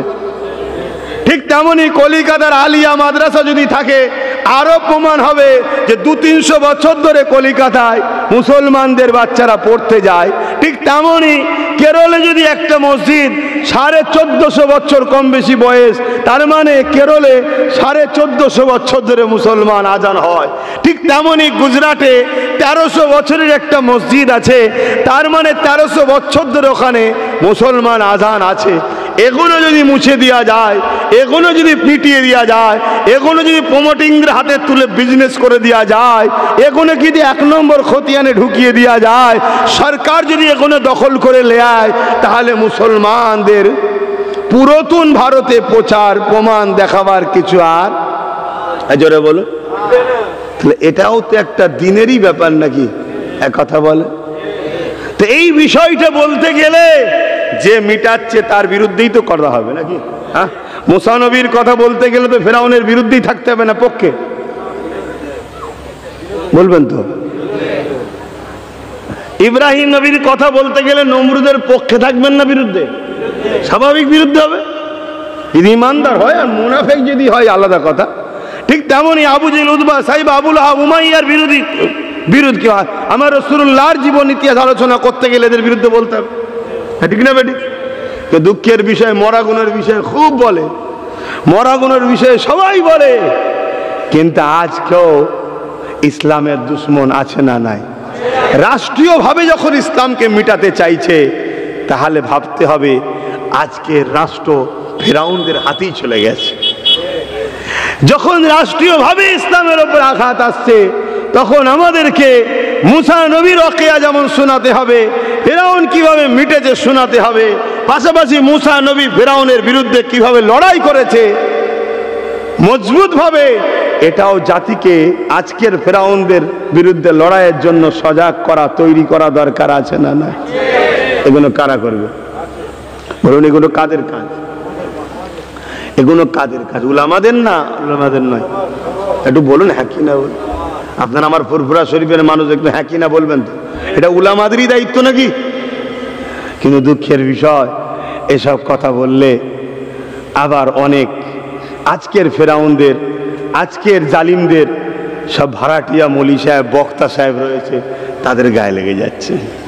তারা ঘুরিয়ে ঘুরিয়ে ঘুরিয়ে ঘুরিয়ে কোনো দিক দিয়ে যখন পারে না, আমার আজকে কাটিং করছে, আমার আজকে এডিট করছে, এখান থেকে না লিখছে, এখান থেকে হ্যাঁ লিখছে, এখান থেকে হবে লিখছে, এখান থেকে করবে লিখছে, নানা রকম তোড়মোড় করে জুড়ে দিয়ে এমন একটা ওয়ার্ড তৈরি করে 25-30 সেকেন্ডে ছেড়ে দিচ্ছে, যেটা সাধারণ মানুষের কাছে আব্বাস সিদ্দিকীর ওপরে একটা সন্দেহ তৈরি হচ্ছে। কিন্তু রাসূল বলছে, মোমেন যদি কাউকে সন্দেহ করে, তার ঈমান ক্ষতি হবার সম্ভাবনা। মোমেন তোমরা কারো কথা শুনে সন্দেহ না করে ভেরিফাই করো, ভেরিফাই করে যদি জানো সে আসামি, তাহলে তার বিরুদ্ধে অবশ্যই সজাগ হও, সোচ্চার হও। কথা বুঝে আসছে? কিন্তু রাসূল আবার বলছেন, শরীফুল নাসবদের ঘরে সম্মান করতেই হবে, শরীফুল নাসবদের ঘরে সম্মান করতেই হবে।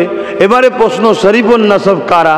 শরীফুল নাসব হলো খানদানে রাসূল, আওলাদে সাহাবা, সাহাবা ও নবীর আওলাদ, সাহাবাদের আওলাদ, এই যে খানদান, এদেরকে সম্মান করতেই হবে।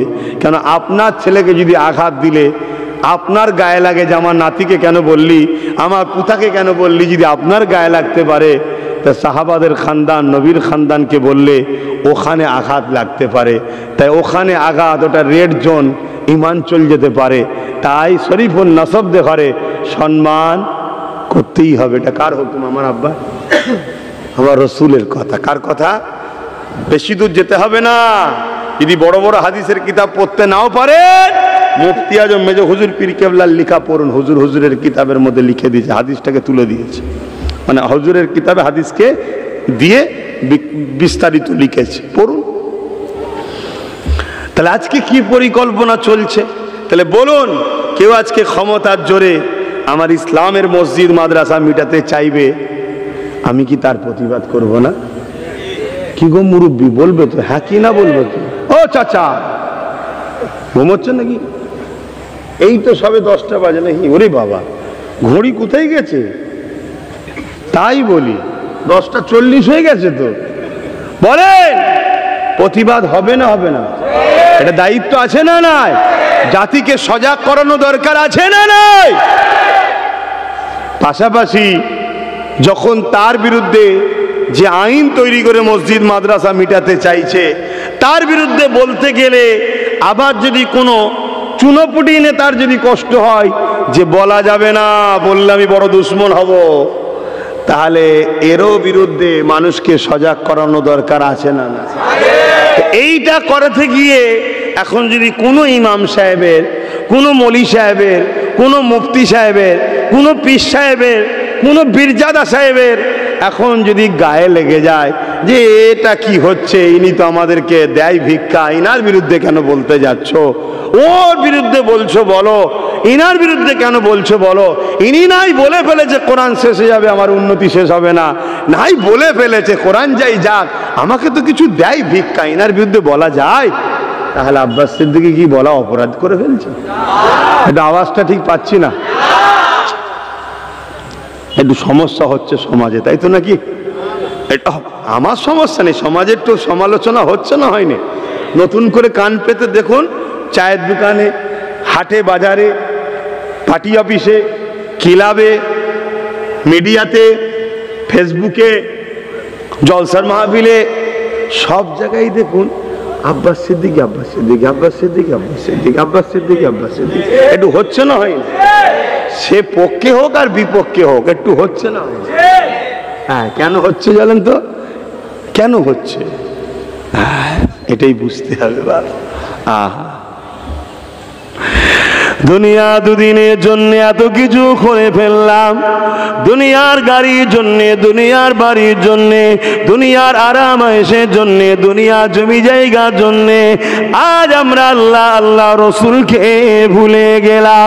এ যুবকের হালাল পয়সায় গাড়ি চাপা নিষেধ নাই, হালাল পয়সায় গাড়ি বাড়ি বানানো নিষেধ নাই, হালাল পয়সায় আরামে ঘুমানো নিষেধ নাই, একটা কেন দুটো এসি লাগাতে পারেন, কোনো নিষেধ নাই। কেন? আল্লাহ দিয়েছে ভোগ করার জন্য, কেন করবেন না? তবে হালাল পয়সায় করতে হবে, অবৈধ পয়সায় করলে হবে না, দিনকে বিক্রি করলে হবে না, দিনের ক্ষতি করে করলে হবে না। আজ বড় দুঃখ লাগছে, আমার বিরুদ্ধে উলামারা কথা বলছে, কিন্তু এই উলামাদের মুখ থেকে একবারও শোনা যাচ্ছে না ধর্ম যার উৎসব তার, ধর্ম যার উৎসব তার, ধর্ম যার উৎসব তার। এই কথাটা ওই উলামা কোনোর মুখ থেকে, ওই বক্তা কোনোর মুখ থেকে, ওই মলি সাহেব, ওই পীরজাদা পীর সাহেবের মুখ থেকে একবারও শোনা যাচ্ছে না যে বাবারা খবরদার, বাবা ধর্ম যার উৎসব সবার, এই কথাটা মেনে নিলে বাবা ঈমান চলে যাবে। এটা তাগুদি শক্তিদের একটা পরিকল্পনা, ইসলাম বিদ্বেষীদের একটা পরিকল্পনা। তোমাকে আমাকে ছলে বলে কলে কৌশলে এমন কিছু কথা বলিয়ে নিচ্ছে যে কথাগুলোর মধ্যে কুফরি রয়েছে, শিরকি রয়েছে। এই কুফরি শিরকি কথা বলে ফেললে বাবার ঈমান চলে যাবে। এই কথা তো একবারও কেউ বলছে না, বলছে? আজকে বলো, আমি যদি তোমায় বাঁচাই যে বাবা বলিস না, তাহলে তোমার দুশ্মন আমি? হ্যাঁ, আজকে হচ্ছে না, হয়নি? ধর্ম যার যার উৎসব সবার, এই কথাটার মধ্যে ঈমান চলে যাবে। শুনছেন?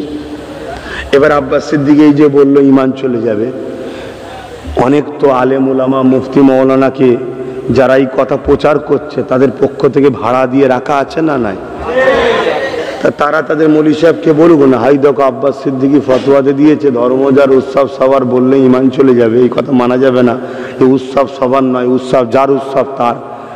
এই কথাটা কি ঠিক বলছে না ভুল বল? যদি ভুল বলে তোর বিরুদ্ধে ফতোয়া লিখে ছাড়ো না, স্ট্যাম্প দিয়ে অমুক মুফতি সাহেব, অমুক পীর সাহেব, অমুক বক্তা সাহেব। কি আবার অনেকে সব বিষয়ে মাথা মারে, আবার অনেক এই সব জিজ্ঞেস করলে বলবে আমি তো মুফতি নই, এটা অন্য জায়গায় গিয়ে পড়বে। কেন এই বিষয় বললেই তো হ্যাঁ আমার যেখান থেকে আসে সে তার গায়ে লেগে যাবে, এই তুমি এরম বলে ফেললে, অতএব দরকার নেই বাবা, পাশ কেটে চলে যা। কি আজকে নিয়ত করি ঘর থেকে বেরিয়েছি বলবো না, আবার বলে ফেললাম। না না, অনেক বলেছি, শোনার হলে সব শুনে নাও। যখন ওয়াকফ কালা কানুন তৈরি হলো তখন আমি তো ভেবেছিলাম যে ওয়াকফ লিও আর কিছু বলবো না, কেন তার আগেও 7-8 বছর ধরে ওয়াকফ বাঁচাও লড়ছি, তাই তো নাকি? তারপরে যখন আইন হয়ে গেল আমি যা বলেছিলাম একদিন তোদের থাকবে না, প্রত্যেকে যে যার এলাকার মসজিদ মাদ্রাসাগুলো দেখো সব রেড কালি পড়ে গেছে, তার মানে 1 নম্বর খতিয়ানে চলে যাচ্ছে, 1 নম্বর খতানো সরকারি সব হয়ে যাচ্ছে। তাহলে সরকারি যখন হয়ে যাবে আপনার মসজিদটাও চলবে সরকারের ইশারায়। আপনি ফজরের বেলা আজান দিতে পারবেন না, প্রথমবারই আপনাকে পুরো বলবে না যে সব মসজিদ ভেঙে দাও, না সব একবারে বলবে না, অত পাগল ওরাও নয়, ওরাও বোঝে, সব একবারে বললে এক্ষুনি একদম ডাইরেক্ট অ্যাকশন শুরু হয়ে যাবে। প্রথমে ঐতিহাসিক গুণ ধরবে, ঐতিহাসিক 400 বছর 700 বছর 800 বছরের গুণ প্রথম ধরবে। তারপরে কি বলবে, এক কাজ করো ফজরের আজানটা ওই সকাল 9টার দিক করে দেবে, 10টায় নামাজটা পড়বে। আমার কথাই তো আপনারা হাসছেন, যদি বেঁচে থাকি আর বেঁচে থাকেন, বেশি নয় 2-5-10 বছর পরে হয়তো হতে পারে, কথা বুঝে আসি, যদি বেঁচে থাকেন দেখবেন কি আছে। বিগত দিনও হেসেছিল অনেকে, আমি যখন বলেছিলাম মসজিদের সামনে যাবি AK-47 দাঁড়াবে, পাছা লাল করে দেবে, ও শুনে অনেকে হেসেছিল, কিন্তু আজকে হচ্ছে না, হয়নি? হ্যাঁ হচ্ছে। ঈদের নামাজ পড়েছে 50 বছর পড়তে গেছে, যে যাওয়ার আগে ইরা তো গেছে ফজর, তার আগে থেকে সব এসে দাঁড়িয়ে আছে পুরো ঘিরে, 400-500 একদম ফোর্স। কি খবর, কিছু হয়েছে নাকি? বলছে মসজিদ কেস চলছে, নামাজ হবে না ঈদগাহ। তার মানে বলছে এটা 1 নম্বর খতিয়ানে চলে গেছে, এটা মামলা চলছে। কি মামলা করেছে? এই কি একটা নাম বলে দিলে, এখন পরে খুঁজবি আর করি, পরের কথা, নামাজ হবে না, হট্টগোল, হাত গুটোচ্ছে, হবে না। তার মানে যেই বলে যে হবে না, তার মানে অমনি দিয়েছে পাচাই, উরি বাবারি মেরে ফেললি, ছোট ন্যাস তুলে ছুটছে। কার কাছে যাবি? কেউ তো নেই আমাদের, না নেতা আছে না মন্ত্রী আছে, কেউ নেই। কার কাছে যাবি? হুজুর মেরেছে, হুজুর বলছে আমি দোয়া করছি বাবা, ঠিক হয়ে যাবে তো। হ্যাঁ, এই আমি হুজুর, আমার কাছে লোক এখন যায়, আমি ওপেন বলা লোক তো, আমি কারো ধার ধরি না। হুজুর আমার মেয়ের বিয়ে হবে, আমি দোয়া করছি বাবা, হয়ে যাবে তো বিয়ে? এসছে কিছু লিপে, হুজুর আমার ছেলের চিকিৎসা হবে। আগে দিতাম, আগে সব দিতাম, এখন বন্ধ করে দিয়েছি, ওপেন বলছি বন্ধ করে দিয়েছি। এবারে আপনি যা ফতোয়া দেবেন দেন না, অসুবিধে নেই। হুজুর আমার ছেলে বিমারে পড়েছে, একটু দিতে হবে। আমি যখন দোয়া করছি, আল্লাহ তোমার ছেলে সুস্থ করে দেখে। ও কি খুশি? কথা বলছেন না কেন? ওর দোয়াও দরকার ছিল, একটু দাওয়াও দরকার ছিল। হুজুর যদি 200-500 দিত, 1000 দিত, কাজেও লাগতো না। এই হুজুর কি টাকা চার্জ করছে নাকি দেবে? এটা হুজুরের কাজ। তোর ছেলের চিকিৎসা হবে হুজুরের দেখার কাজ, তোর মেয়ের বিয়ে হবে হুজুরের দেখার কাজ, আর না যেখানে ট্যাক্সের টাকা আছে নেতাদের কাজ। কার? এক কথা বলেন। একজন এসেছে, 2টো কিডনি খারাপ, 2টো কিডনি খারাপ।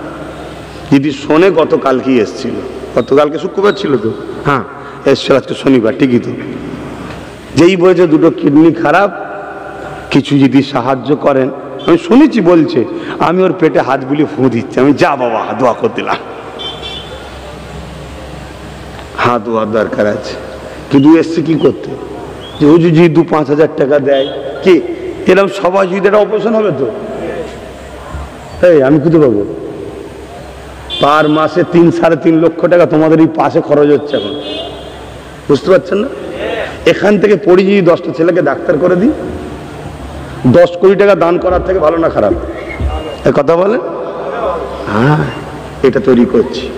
ওই জন্য বাবা তোর ডাক্তারখানা, তোর লোক তুই দেখবি, যেমন নেতাদের কাজ, আমার নয়। তোর যদি গরিব বাচ্চা থাকে আয়, আমি পড়াবো। ওটাও নেতাদের কাজ, করছে না, কিন্তু আমি করব এই জন্যে, কেন এইটা তৈরি হলে একটা বিরাট সমাজ তৈরি হবে। কথা কিছু খারাপ লাগলো নাকি? লাগলো, অসুবিধা নেই বাপ। আমি যখন করি সত্য কথা, আপনাকে দেখে নুকিয়ে লেগে কি লাভ? আল্লাহ তো সব দেখে লিচ্ছে, আব্বাস সিদ্দিকী দিচ্ছে না। কি লোক এলে আব্বাস সিদ্দিকী বলছে দোয়া করছি, কেন? তোরাই তো বলি হুজুরের ছেলে এইসব কথা বলবে কেন? তাহলে হুজুরের ছেলে দোয়া করবে, দোয়া করে দিচ্ছিলে না? কি ফোন করছে, হুজুর ঈদগায় ঢুকতে দেয় না, আমি দোয়া করছি, হয়ে যাবে তো? হুজুর রাস্তায় গাড়ি ধরেছে, এই ফুরফুরা থেকে যাচ্ছিলাম, হুজুর এই যে তাবিজ করে গেলাম, ওই যে দিলাম হুজুর, আচ্ছা বাবা দোয়া করছি, হয়ে যাবে তো? তাহলে আমি হুজুর দোয়া করছি ঠিক আছে, কিন্তু আমার পাশে গোটা 50টা রাখা আছে।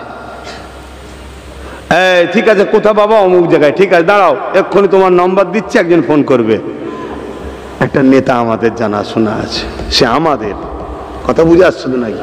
আমাদের ছেলে, আমাদের ঘরের ছেলে, আমাদের নবীর উম্মত, সে নবীর দিবান আছে, কারো তলাই নেছে। সে ফোন করবে তখন, আমি বলছি এমপি সাহেব, এমএলএ সাহেব, মন্ত্রী সাহেব, কি হয়েছে, কি সমস্যা হয়েছে? জি স্যার, জি স্যার, জি স্যার, ও স্যার ঠিক দেখছি স্যার। কি শুনবে না শুনবে না?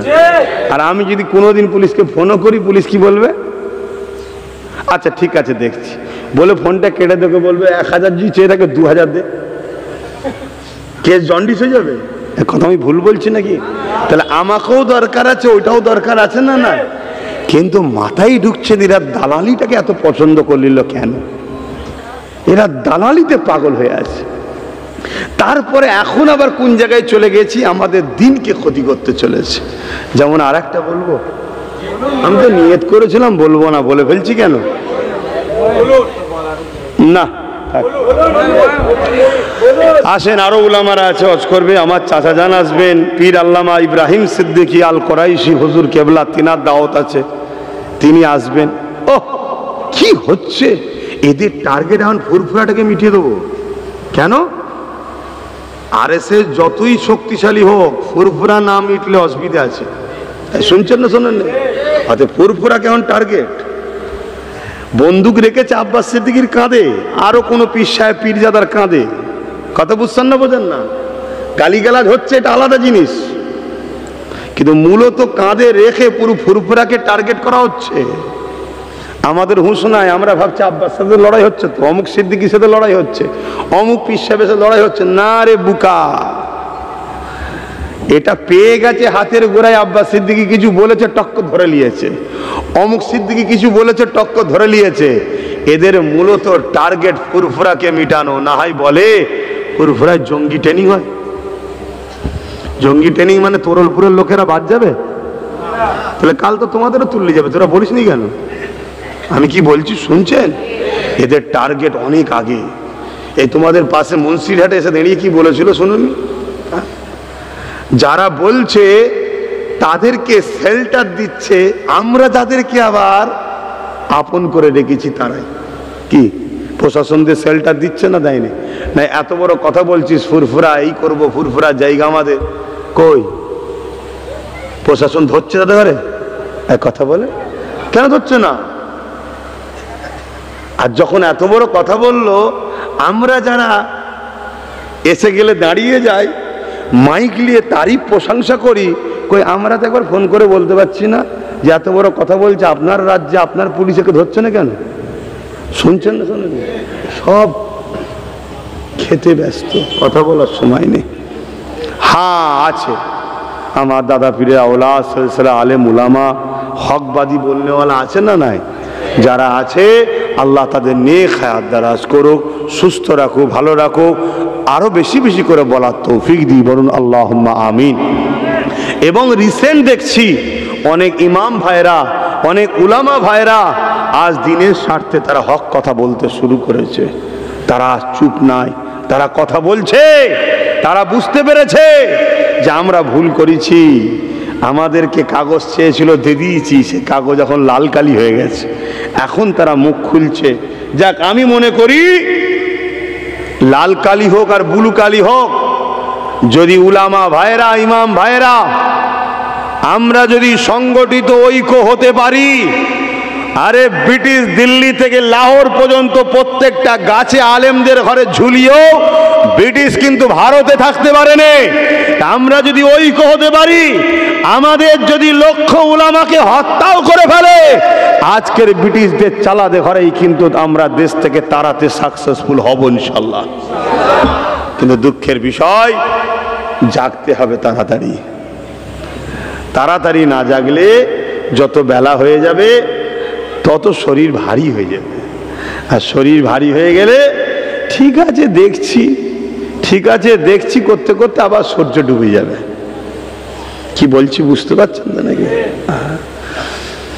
যাক, আমাকে কেউ বারণও করেনি, আমি নিজেই আজকে ঘর থেকে ভাবছিলাম কত বাপ মাকে আর গাল খাওয়াবো, রোজ গাল পাচ্ছে। ওহ, কি গাল দিচ্ছে! কি অপরাধ করেছি রে, কি অপরাধ করেছি, কেন গাল দিচ্ছি? ইসলামের পক্ষে কথা বলছি, কিন্তু মনে রাখবেন কোনো অমুসলিম নয়, অমুসলিম নয়, এটা একটা বোঝার বিষয়। অমুসলিমরা নয়, তারা এইসব খেয়ালি, তারা জানে দায়ে হোক আর বাঁয়ে হোক, সামনে হোক পিছনে হোক, যেই থাকুক আমাদের লোক, তো ওসব টেনশনে তারা নেই। এরা চিন্তা করছে আমরা খাবো কি, শুনছেন তো নাকি? গালি গালাজ করছে, গালি গালাজ করছে। কেন চলে আই না, আমরা এক জায়গায় হয়ে যাই, এখানে চলে আই, এখানে কাজ কর না, করে ভালোভাবে চল। কি না, আল্লাহ যদি কারো কপালে হিদায়েত না দেয়, সেই হিদায়েত হতে পারবে না। আসুন, দিনের আগে কেউ নয়, বাপও নয়, মাও নয়, পরিবারও নয়, সন্তানও নয়, ভাইও নয়, আল্লাহ ও রসুলের আগে কেউ নয়, ঠিক তো নাকি? যদি আপনাকে আল্লাহ পরীক্ষা নেয়, আল্লাহ ও রসুলের সঙ্গে টক্কর হচ্ছে দিনের সঙ্গে, এই কোনো দুনিয়ার কোনো কারো সাথে, আপনি যদি আল্লাহ ও রসুলকে ভালোবাসেন, তাহলে দুনিয়ার জালিমকে ছেড়ে আল্লাহ ও রসুলের পক্ষে আপনাকে দাঁড়াতে হবে, তবেই হলো ইমান, তবেই কি ইমান। নচেত আপনি যেই হন, দুনিয়ায় হয়তো আপনার সামনে কেউ কিছু বলবে না, দুনিয়ায় হয়তো আপনাকে লোক, সাধারণ মানুষ চিনতে পারবে না, মৌলানা সাহেব, পীর সাহেব, মৌলী সাহেব, ইমাম সাহেব বলে হয়তো তকবীর দিয়ে চলে যাবে, কিন্তু মনে রাখবেন আপনার আখেরাত বরবাদ হচ্ছে। কেন? এখন দিনকে এরা মিটাতে শুরু করেছে, এরা ইসলামকে মিটাতে শুরু করেছে, এরা আমাদের কওমের যুব সমাজকে এতদিন খেলা মেলার নামে গানে যাত্রায় নিয়ে যে কবিরা গুনাহগার করছিল, এখন বিজয়া অনুষ্ঠানের নামে মুশরিক বানাচ্ছে। চলো মুফতি মাওলানার কাছে ফতোয়া লাও, বিজয়া অনুষ্ঠানে গিয়ে আনন্দ ফুর্তি করলে ইমান থাকে কি? দেখো, শুনছেন না শোনেন না?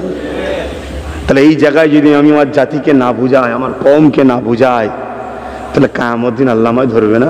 আর তুই বললি নি কেন? তো বাপ, কারো পিছনে হয়তো অনেক কেউ আছে, হয়তো ভাবছে আমার অমুক সাহেব আছে, আমার অমুক সাহেব আছে, আল্লাহকে বল দিলে হয়তো ছেড়ে দেবে, হতেও পারে ভাই, আমার জানা নাই।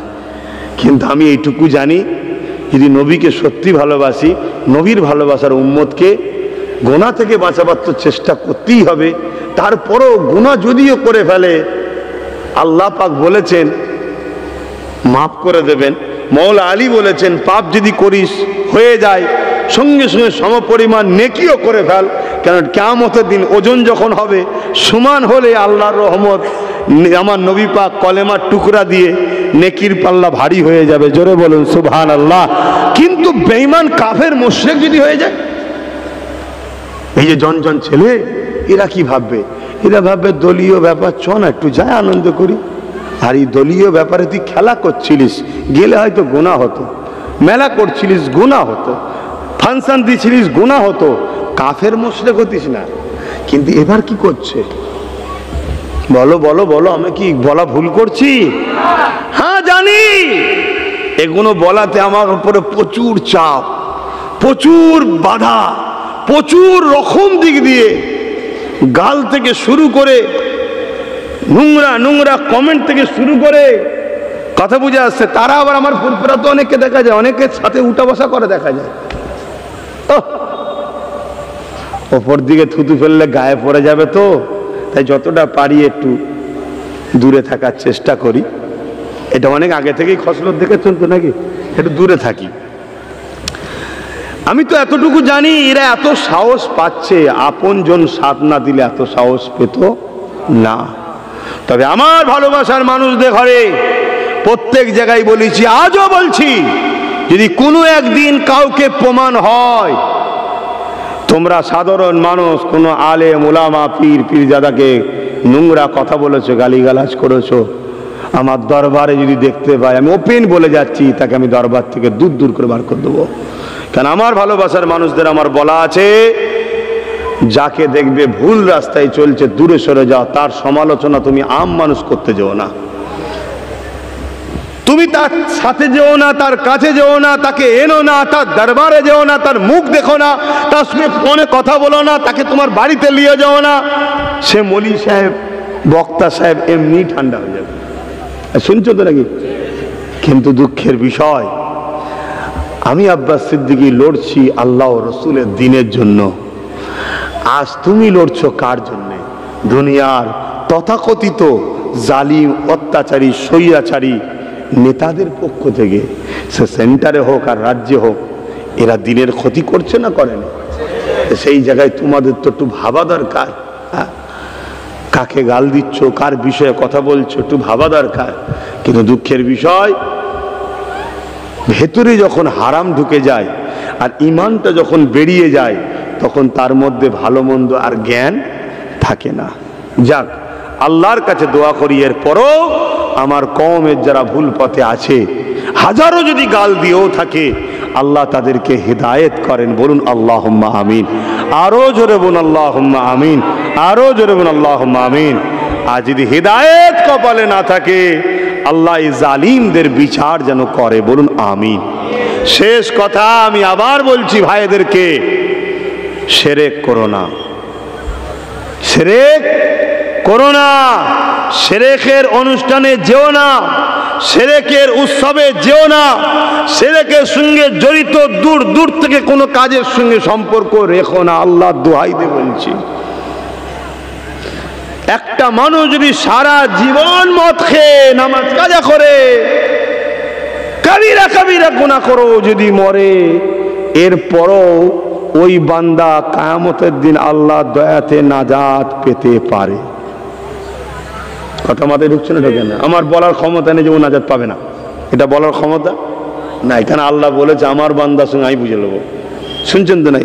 কিন্তু সারা জীবন ইমামতি করেছে, ভালো কাজ করেছে, সব মান ভালো কাজ করেছে, কিন্তু একটা শিরকের সঙ্গে যদি জড়িয়ে যায়, ওর মাফ নাই। শুনছেন তো নাকি? বিরক্ত লাগছে নাকি? দ্বিতীয় নম্বর কথা, আপনি যদি নবীর শানে যাররা পরিমাণ বেয়াদবি করেন, বা নবীর দিনকে যারা মিটাতে চাইছে তাদেরকে দিয়ে শক্তিশালী করেন। মিশকাত শরীফের হাদিসে আছে, বেশি দূর টাইটেল মাদ্রাসা নয়, মিলিয়ে নাও, কেউ জালিম জানার পরও যদি ওই জালিমকে কেউ সহযোগিতা করে, ওই জালিমের সাথ দেয়, সেই ইসলাম থেকে বেরিয়ে যায়। যে ইসলাম থেকে বেরিয়ে যায় তার আবার জান্নাত কিসের? শুনছেন তো নাকি? খুব সাবধান হও, বোঝার হয় বোঝো, বুঝার হয় বোঝো। হ্যাঁ, কাল ভালো ছিল ভালো বলেছি, আজ খারাপ হয়েছে খারাপ বলতে হবে। কাল মসজিদ ছিল দান করেছি, আজ দখল হয়ে সেটাকে সিনেমা হল করে দিয়েছে জালিমরা, এখনো দান করবো নাকি? রোমে যত বড় বড় সিনেমা হল, থিয়েটার হল রয়েছে, সব একদিন মসজিদ মাদ্রাসা ছিল, আজ সেগুলো অফিস আলাদা সিনেমা হল থিয়েটার হল হয়ে গেছে। যে দান করবেন নাকি? তাহলে কালকেও ভালো ছিল, আপনিও ভালোবেসেছেন, আব্বাস সিদ্দিকও একটু হলেও খবর পিছনে লাও, বলেছি ভালোকে ভালো বলেছি, কিন্তু আজ যখন তার মুখোশ সরে যে মুখ বেরিয়ে পড়ছে, তখন আর তো ভালো বলা যাবে না। কাল তুমি আমার রুজি কেড়েছো, চাকরি কেড়েছো, শিক্ষা কেড়েছো, চলো লড়াইয়ের মধ্যেও তারপরেও চলো, কি করা যাবে যতটা পারা যায় মিলেমিশে। কিন্তু আজ দেখছি তুমি আমার তো ঈমান কাটছো, তুমি তোমার দিনকে মিটাতে চাইছো, তুমি তোমার মসজিদ মিটাতে চাইছো, যারা মিটাচ্ছে তাদের পক্ষে তুমি সাথ দিয়ে আমাদেরকে বলছো ওদের বিরোধী করা যাবে না। তাহলে বলো আর কি মেনে নেওয়া যেতে পারে? তাহলে সেই জায়গায় জাতিকে সজাগ করানোর জন্য প্রতিটা মসজিদের ইমামকে কথা বলা দরকার, কে বলবে না বলবে তার বিষয় সে জবাব দেবে। প্রতিটা খানকায় প্রতিটা পীরজাদাকে কথা বলা দরকার, কে বলবে না বলবে তার বাবা সে জবাব দেবে।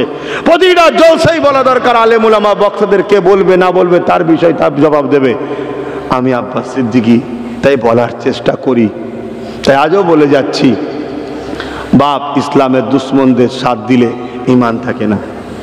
কেন সাথ দিয়া মানে সাপোর্ট করা, সাপোর্ট করা মানে শক্তিশালী করা। তুমি ইসলামের দুশ্মনকে শক্তিশালী করছো যাতে সে শক্তি ইসলামকে মিটায়, তুমি মিটানোর সঙ্গে সাথ দিলে তুমিও মিটাচ্ছ। যাক, কথা অনেক, আমার পরে মনে হচ্ছে আরও উলামা আছে, তারা আলোচনা করবেন। আমি সংক্ষেপ করছি, চাচাজান হুজুর আসবেন, পীর আল্লামা শাহ সুফি ইব্রাহিম সিদ্দিকী হুজুর কেবলা। ওই বয়স্ক মানুষ কি গাল দিচ্ছে, তেনাকেও গাল দিচ্ছে, আপনারা সব দেখছেন তো নাকি? একটা অত বড় বয়স্ক মানুষকে আবার কত কি চলছে। মানুষের কণ্ঠকে এখন ডুপ্লিকেট করা যায় না, যায় না? কথা বলো, সব কিছু করা যাচ্ছে। সেই করে একটা, আমার বয়স হুজুরের কথা আমি জানি না, তারপরও আনুমানিক মনে হয় তো 60+ হয়ে গেছে। হ্যাঁ, তাহলে সেই সব মানুষের কি নোংরা নোংরা কথা সমাজে ছড়াচ্ছে। একটাই লক্ষ্য, আমার বাড়ির যদি দুটো লোক খারাপ হয়, বাকি 50টার উপরে ডাউট হতে পারে না? পারে না? এই দুটো যদি খারাপ হয় বাকি কোনো কুনসার ভালো হতে পারে। তাহলে এইভাবে যদি ফুরফুরাকে সবাইকে পচিয়ে দেওয়া যায়, তাহলে আশপাশে নতুন নতুন দরবারও গজিয়ে আছে তো অলরেডি, তারাও সঙ্গে সঙ্গে ওত পেতে আছে, ওয়েলকাম, আ যাও, নিয়ে নেবে। আর তারা তো এমনি চাটুরি কথা কথা অনেকেই করছে। এটা একটা পরিকল্পনা চলছে। মনে রাখবেন, ফুরফুরা সিলসিলা এমন একটা সিলসিলা, এখানে বেশি জনের দরকার নেই, একটা দুটোই বেরিয়ে যাবে, জুলুমকে খতম করবে। বিগত দিন কেউ জুলুম করেছিল, মাদ্রাসায় সন্ত্রাস হয়েছিল বলেছিল, একজন বেরিয়েই সাইজ করেছে না করেনি? কথা বলুন, অস্বীকার করলে হবে না। কিন্তু একটা কথা মানতে হবে, তারা কিন্তু এইভাবে গাল দেয় না আজকে ইরা যেভাবে গাল দিচ্ছে। তাদের বিরোধী করেছিল আমার সেই যেই হোক, সিদ্দিকী সাহেব যেই হোক, বিরোধী করেছিল, অন্যায় করেছে, বিরোধী করেছে, কিন্তু এইভাবে কমসে কম গালিগালাজ করেনি। আজকে যে গালিগালাজ আমার ফুরফুরাকে নিয়ে, আমার বাচ্চাদের ভাইদের নিয়ে এখন করা হচ্ছে। আরে তুই অন্যায় করলে বলবে না? তুই মাদ্রাসায় জঙ্গি তৈরি হস বলবি, তোর বিরুদ্ধে বলবে না? বলবে তো। তাহলে আজকে তুই বলবি যারা মসজিদ মাদ্রাসা ভাঙবে তাদের বিরোধী করা যাবে না, তোর বিরুদ্ধে তো বলবে। তো উচিত সেই জায়গায় না, ওটা আমার মিস্টেক হয়ে গেছে, ওটা স্লিপ হয়ে বেরিয়ে গেছে, হ্যাঁ আপনারা আন্দোলন করুন, আমি আছি পাশে, তবে দেশের যেন কোনো, রাজ্যের না কোনো ক্ষতি হয়, রাস্তা না অবরোধ হয়, এটা খেয়াল করবেন, কারণ আমাকেও তো এটা চালাতে হচ্ছে, আমি তার আইনটা করিনি, বললেই তো মিটে যেত। ঠিক না বেটি? আমরা বুঝবো কবে কি জানি। ইয়া নবী সালাম, ইয়া রাসূল সালাম,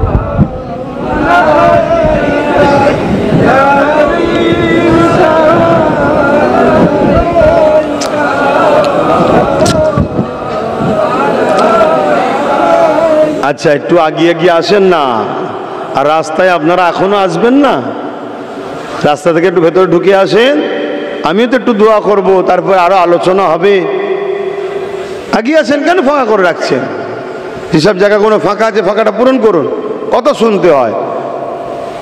আর যদি ভালো না বাসেন, আমি ওপেন বলছি, আসবেন না, আসবেন না। আপনি আপনার ভালোবাসা গেলে থাকেন না। সবার কাছেই যে আব্বাস সিদ্দিকী প্রিয় হবে আর সবাই যে আব্বাস আব্বাস করবে, এটা দুনিয়ার সিস্টেম নয়। যিনি স্রষ্টা তিনার সব্বাই হয়নি, তো আমার সব্বাই হবে কি করে? কি সবাই আল্লাহকে মানে নাকি? জিনার কোনো চরিত্রে বা লাইফে কোনো দাগ নাই, চাঁদের দাগ আছে, জিনার কোনো দাগ নেই, সেই নূর নবীর সবাই হয়েছে নাকি? তাহলে আমার হবে কি করে? জবানার মোজাদ্দের দাদা হুজুরকে সবাই মানে নাকি? তাহলে আমাকে সবাই মানবে কি মানে আছে?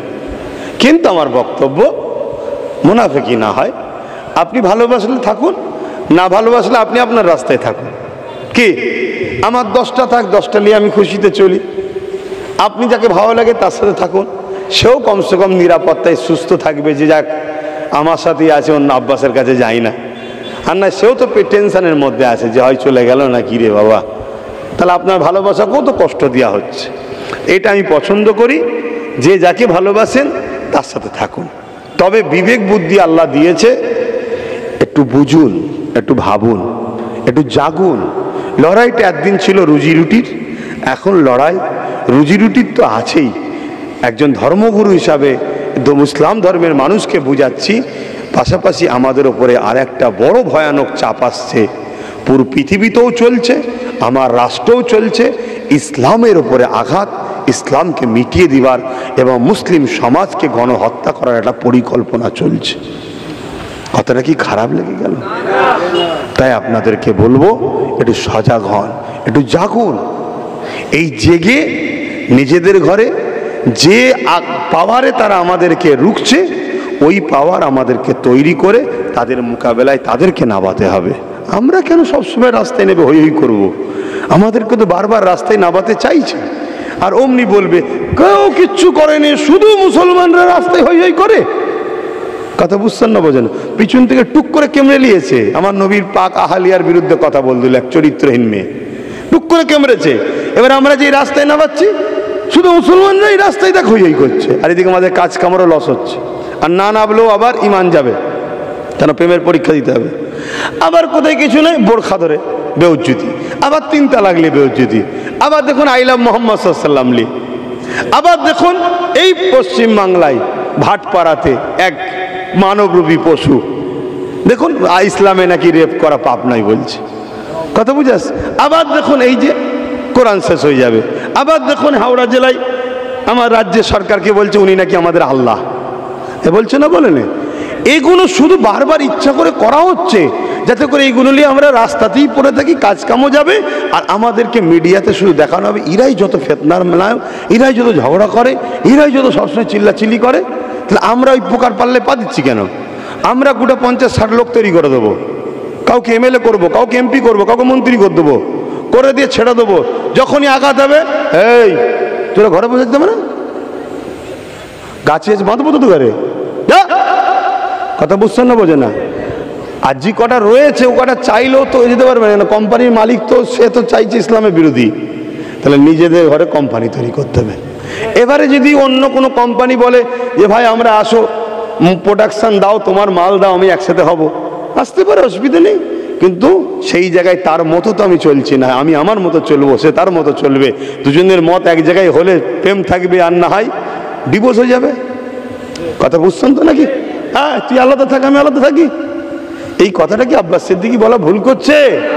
আর না এই বারবার নামবেন। যেমন কেউ কেউ বলে, কোনো মুসলিম নেতাদের মুখ থেকে আপনারা শুনেছেন কি জানি না, এটা তো মুসলমান নয়, মুসলমান সেজে আছে, যে এত ধর্ম সিলসিলা আছে মুসলমানদের মধ্যে, এত সিলসিলা আছে, এত দল আছে, কই কেউ তো এত আন্দোলন, কেউ এত অন্যায় দেখলে বলে না শাসকের বিরুদ্ধে, এর বিরুদ্ধে, শুধু ফুরফুরাওয়ালারাই বলে। বলে না?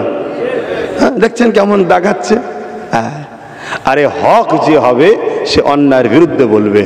আর এই কথাটা বলে বাকি যে সিলসিলা না হক তার প্রমাণ ওই নেতারাই করছে। তা বাকি সিলসিলার লোকেদের উচিত এদের বিরুদ্ধে কথা বলা, নাই তোমরা যে 2 নম্বর, এটা প্রমাণ হচ্ছে।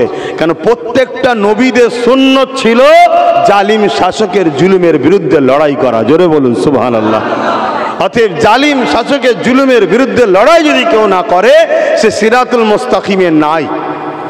আর হক আলেমের নমুনা হলো এটা, তার সাথে কখনো সময়ের জালিম শাসকের বন্ধুত্ব থাকতে পারে না। এটা মাথায় থাকবে তো নাকি? এটা হাক্কানি উলামার বৈশিষ্ট্য। একটা দেখান, পৃথিবী ঘুরে একটা দেখান যে হাক্কানি উলামা ছিল অথচ জালিম শাসকের সঙ্গে বন্ধুত্ব ছিল। হ্যাঁ, এমন হতে পারে কেউ একদিন বলেছে যে বাবা এ ভালো লোকের সাথ দাও, তখন হয়তো সে ভালো ছিল তাই বলেছিল, পরবর্তীতে সে জালিম হয়ে গেছে, সেই কথা আর এখন তো খাটালে হবে না। কি ডেট থাকে, ডেট এক্সপায়ার হয়ে গেছে।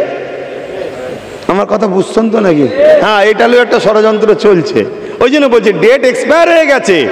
একটা দিন বলেছে, তখন সে ভালো ছিল, তখন তার তো এই মুখটা দেখা যায়নি, তখন তো সে এত বড় বড় কথা বলেনি, তখন তো সে অনেক দরদির কাহিনী শুনিয়েছে, অনেক তো ললিপপ খাইয়েছে, অনেক কোলে শুনিয়ে ফিটারও খাইয়েছে, অনেক কিছু দরদের কথা বলেছে, এই করে দেবো এই করে দেবো, এই এই এই।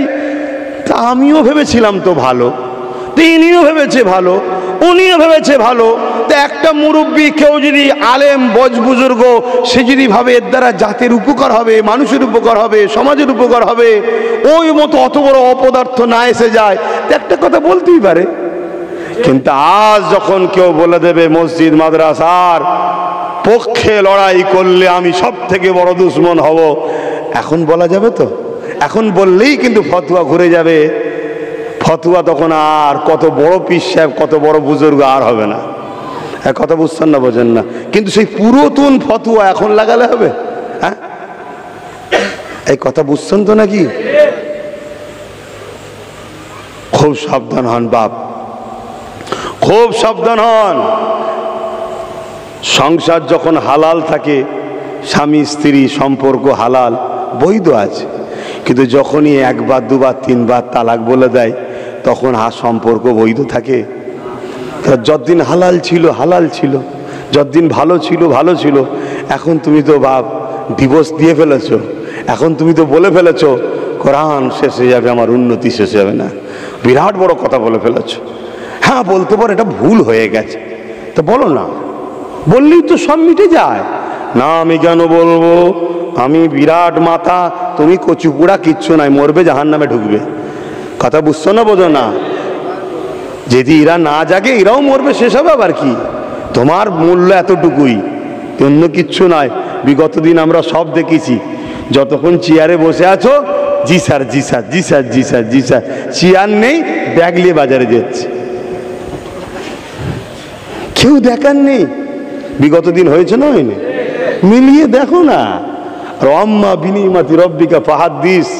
আর একটা আলেম, সে যত বুড়ো হয়, যত তার বয়স বাড়ে, সে যদি রাসূলুল্লাহ দিনের পক্ষে কথা বলে, নবীর গোলাম হয়, তার ইজ্জত বাড়ে। হালকা বয়সের থেকে বয়স বাড়লে আরো ইজ্জত বাড়ে, কেন? সে তখন মুরব্বী হচ্ছে, তার সম্মান বাড়ে। জোরে বলুন সুবহানাল্লাহ। তাই নবীর পক্ষে থাকো, নবীকে ধরো। হ্যাঁ, আমি সবার সঙ্গে ব্যবসা করব, সবার সঙ্গে লেনদেন করব, দুনিয়াদারিতে সমাজনীতি, অর্থনীতি, রাজনীতি করব, হিন্দু খ্রিস্টান দলিত আদিবাসী সবাই মানুষ মিলেমিশে চলবো। কিন্তু তোমার সাথে বিজনেস করি, তোমার সাথে রাজনীতি করি, তার মানে এটা নয় যে তুমি আমার দিনকে মিটাবার কথা বলবে, আমার কোরআনের বিরুদ্ধে কথা বলবে। এটা কখনো মেনে লিবা যেতে উম্মতে মুহাম্মাদি রাসূলের উম্মত কখনো আশিকে রাসূলুল্লাহ আলেমে হাক্কানিরা মেনে নিতে পারে না। এটাই তো কথা। আসো সালাত ও সালাম পাঠ করি। ইয়া নবী সালাম, ইয়া রাসূল, ইয়া হাবিব। আসাদুল ভাই কই? পড়িল আল্লাহ আরো বাণী, ভালো দুঃখে এর জনি হইল জগৎ অনুরানী। আমিনার নয়নের মনি, ইয়া নবী সালাম।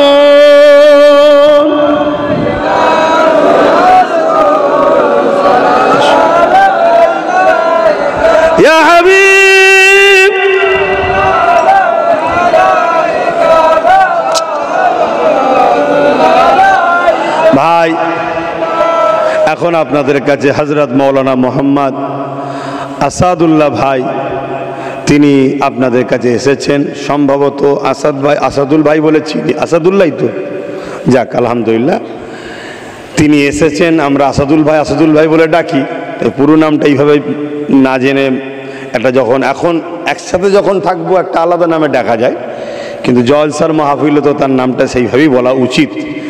ঠিক তো, তিনি একটা সম্মানীয় ব্যক্তি, আল্লাহ তাকে এলেম দিয়েছে, এলেম যখন দিয়েছে সম্মান করেছে, অতএব তিনিও আশা রাখি আপনাদের কাছেও দিনের পক্ষেই কথা বলবে, হক কথা বলবে, আপনারা শুনবেন।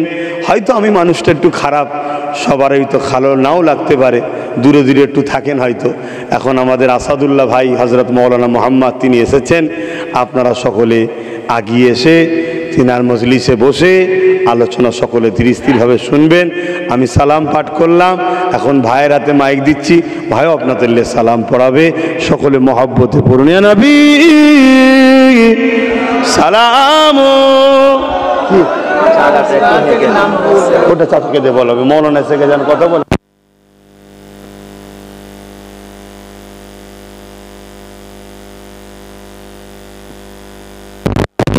এগুলো করা ঠিক নয়। আমি যেটা বলছি শোনো, উনি বলবে না তো কে বলবে? উনি তো জানে আমার পীরের বাচ্চা, উনি কি না বলবে?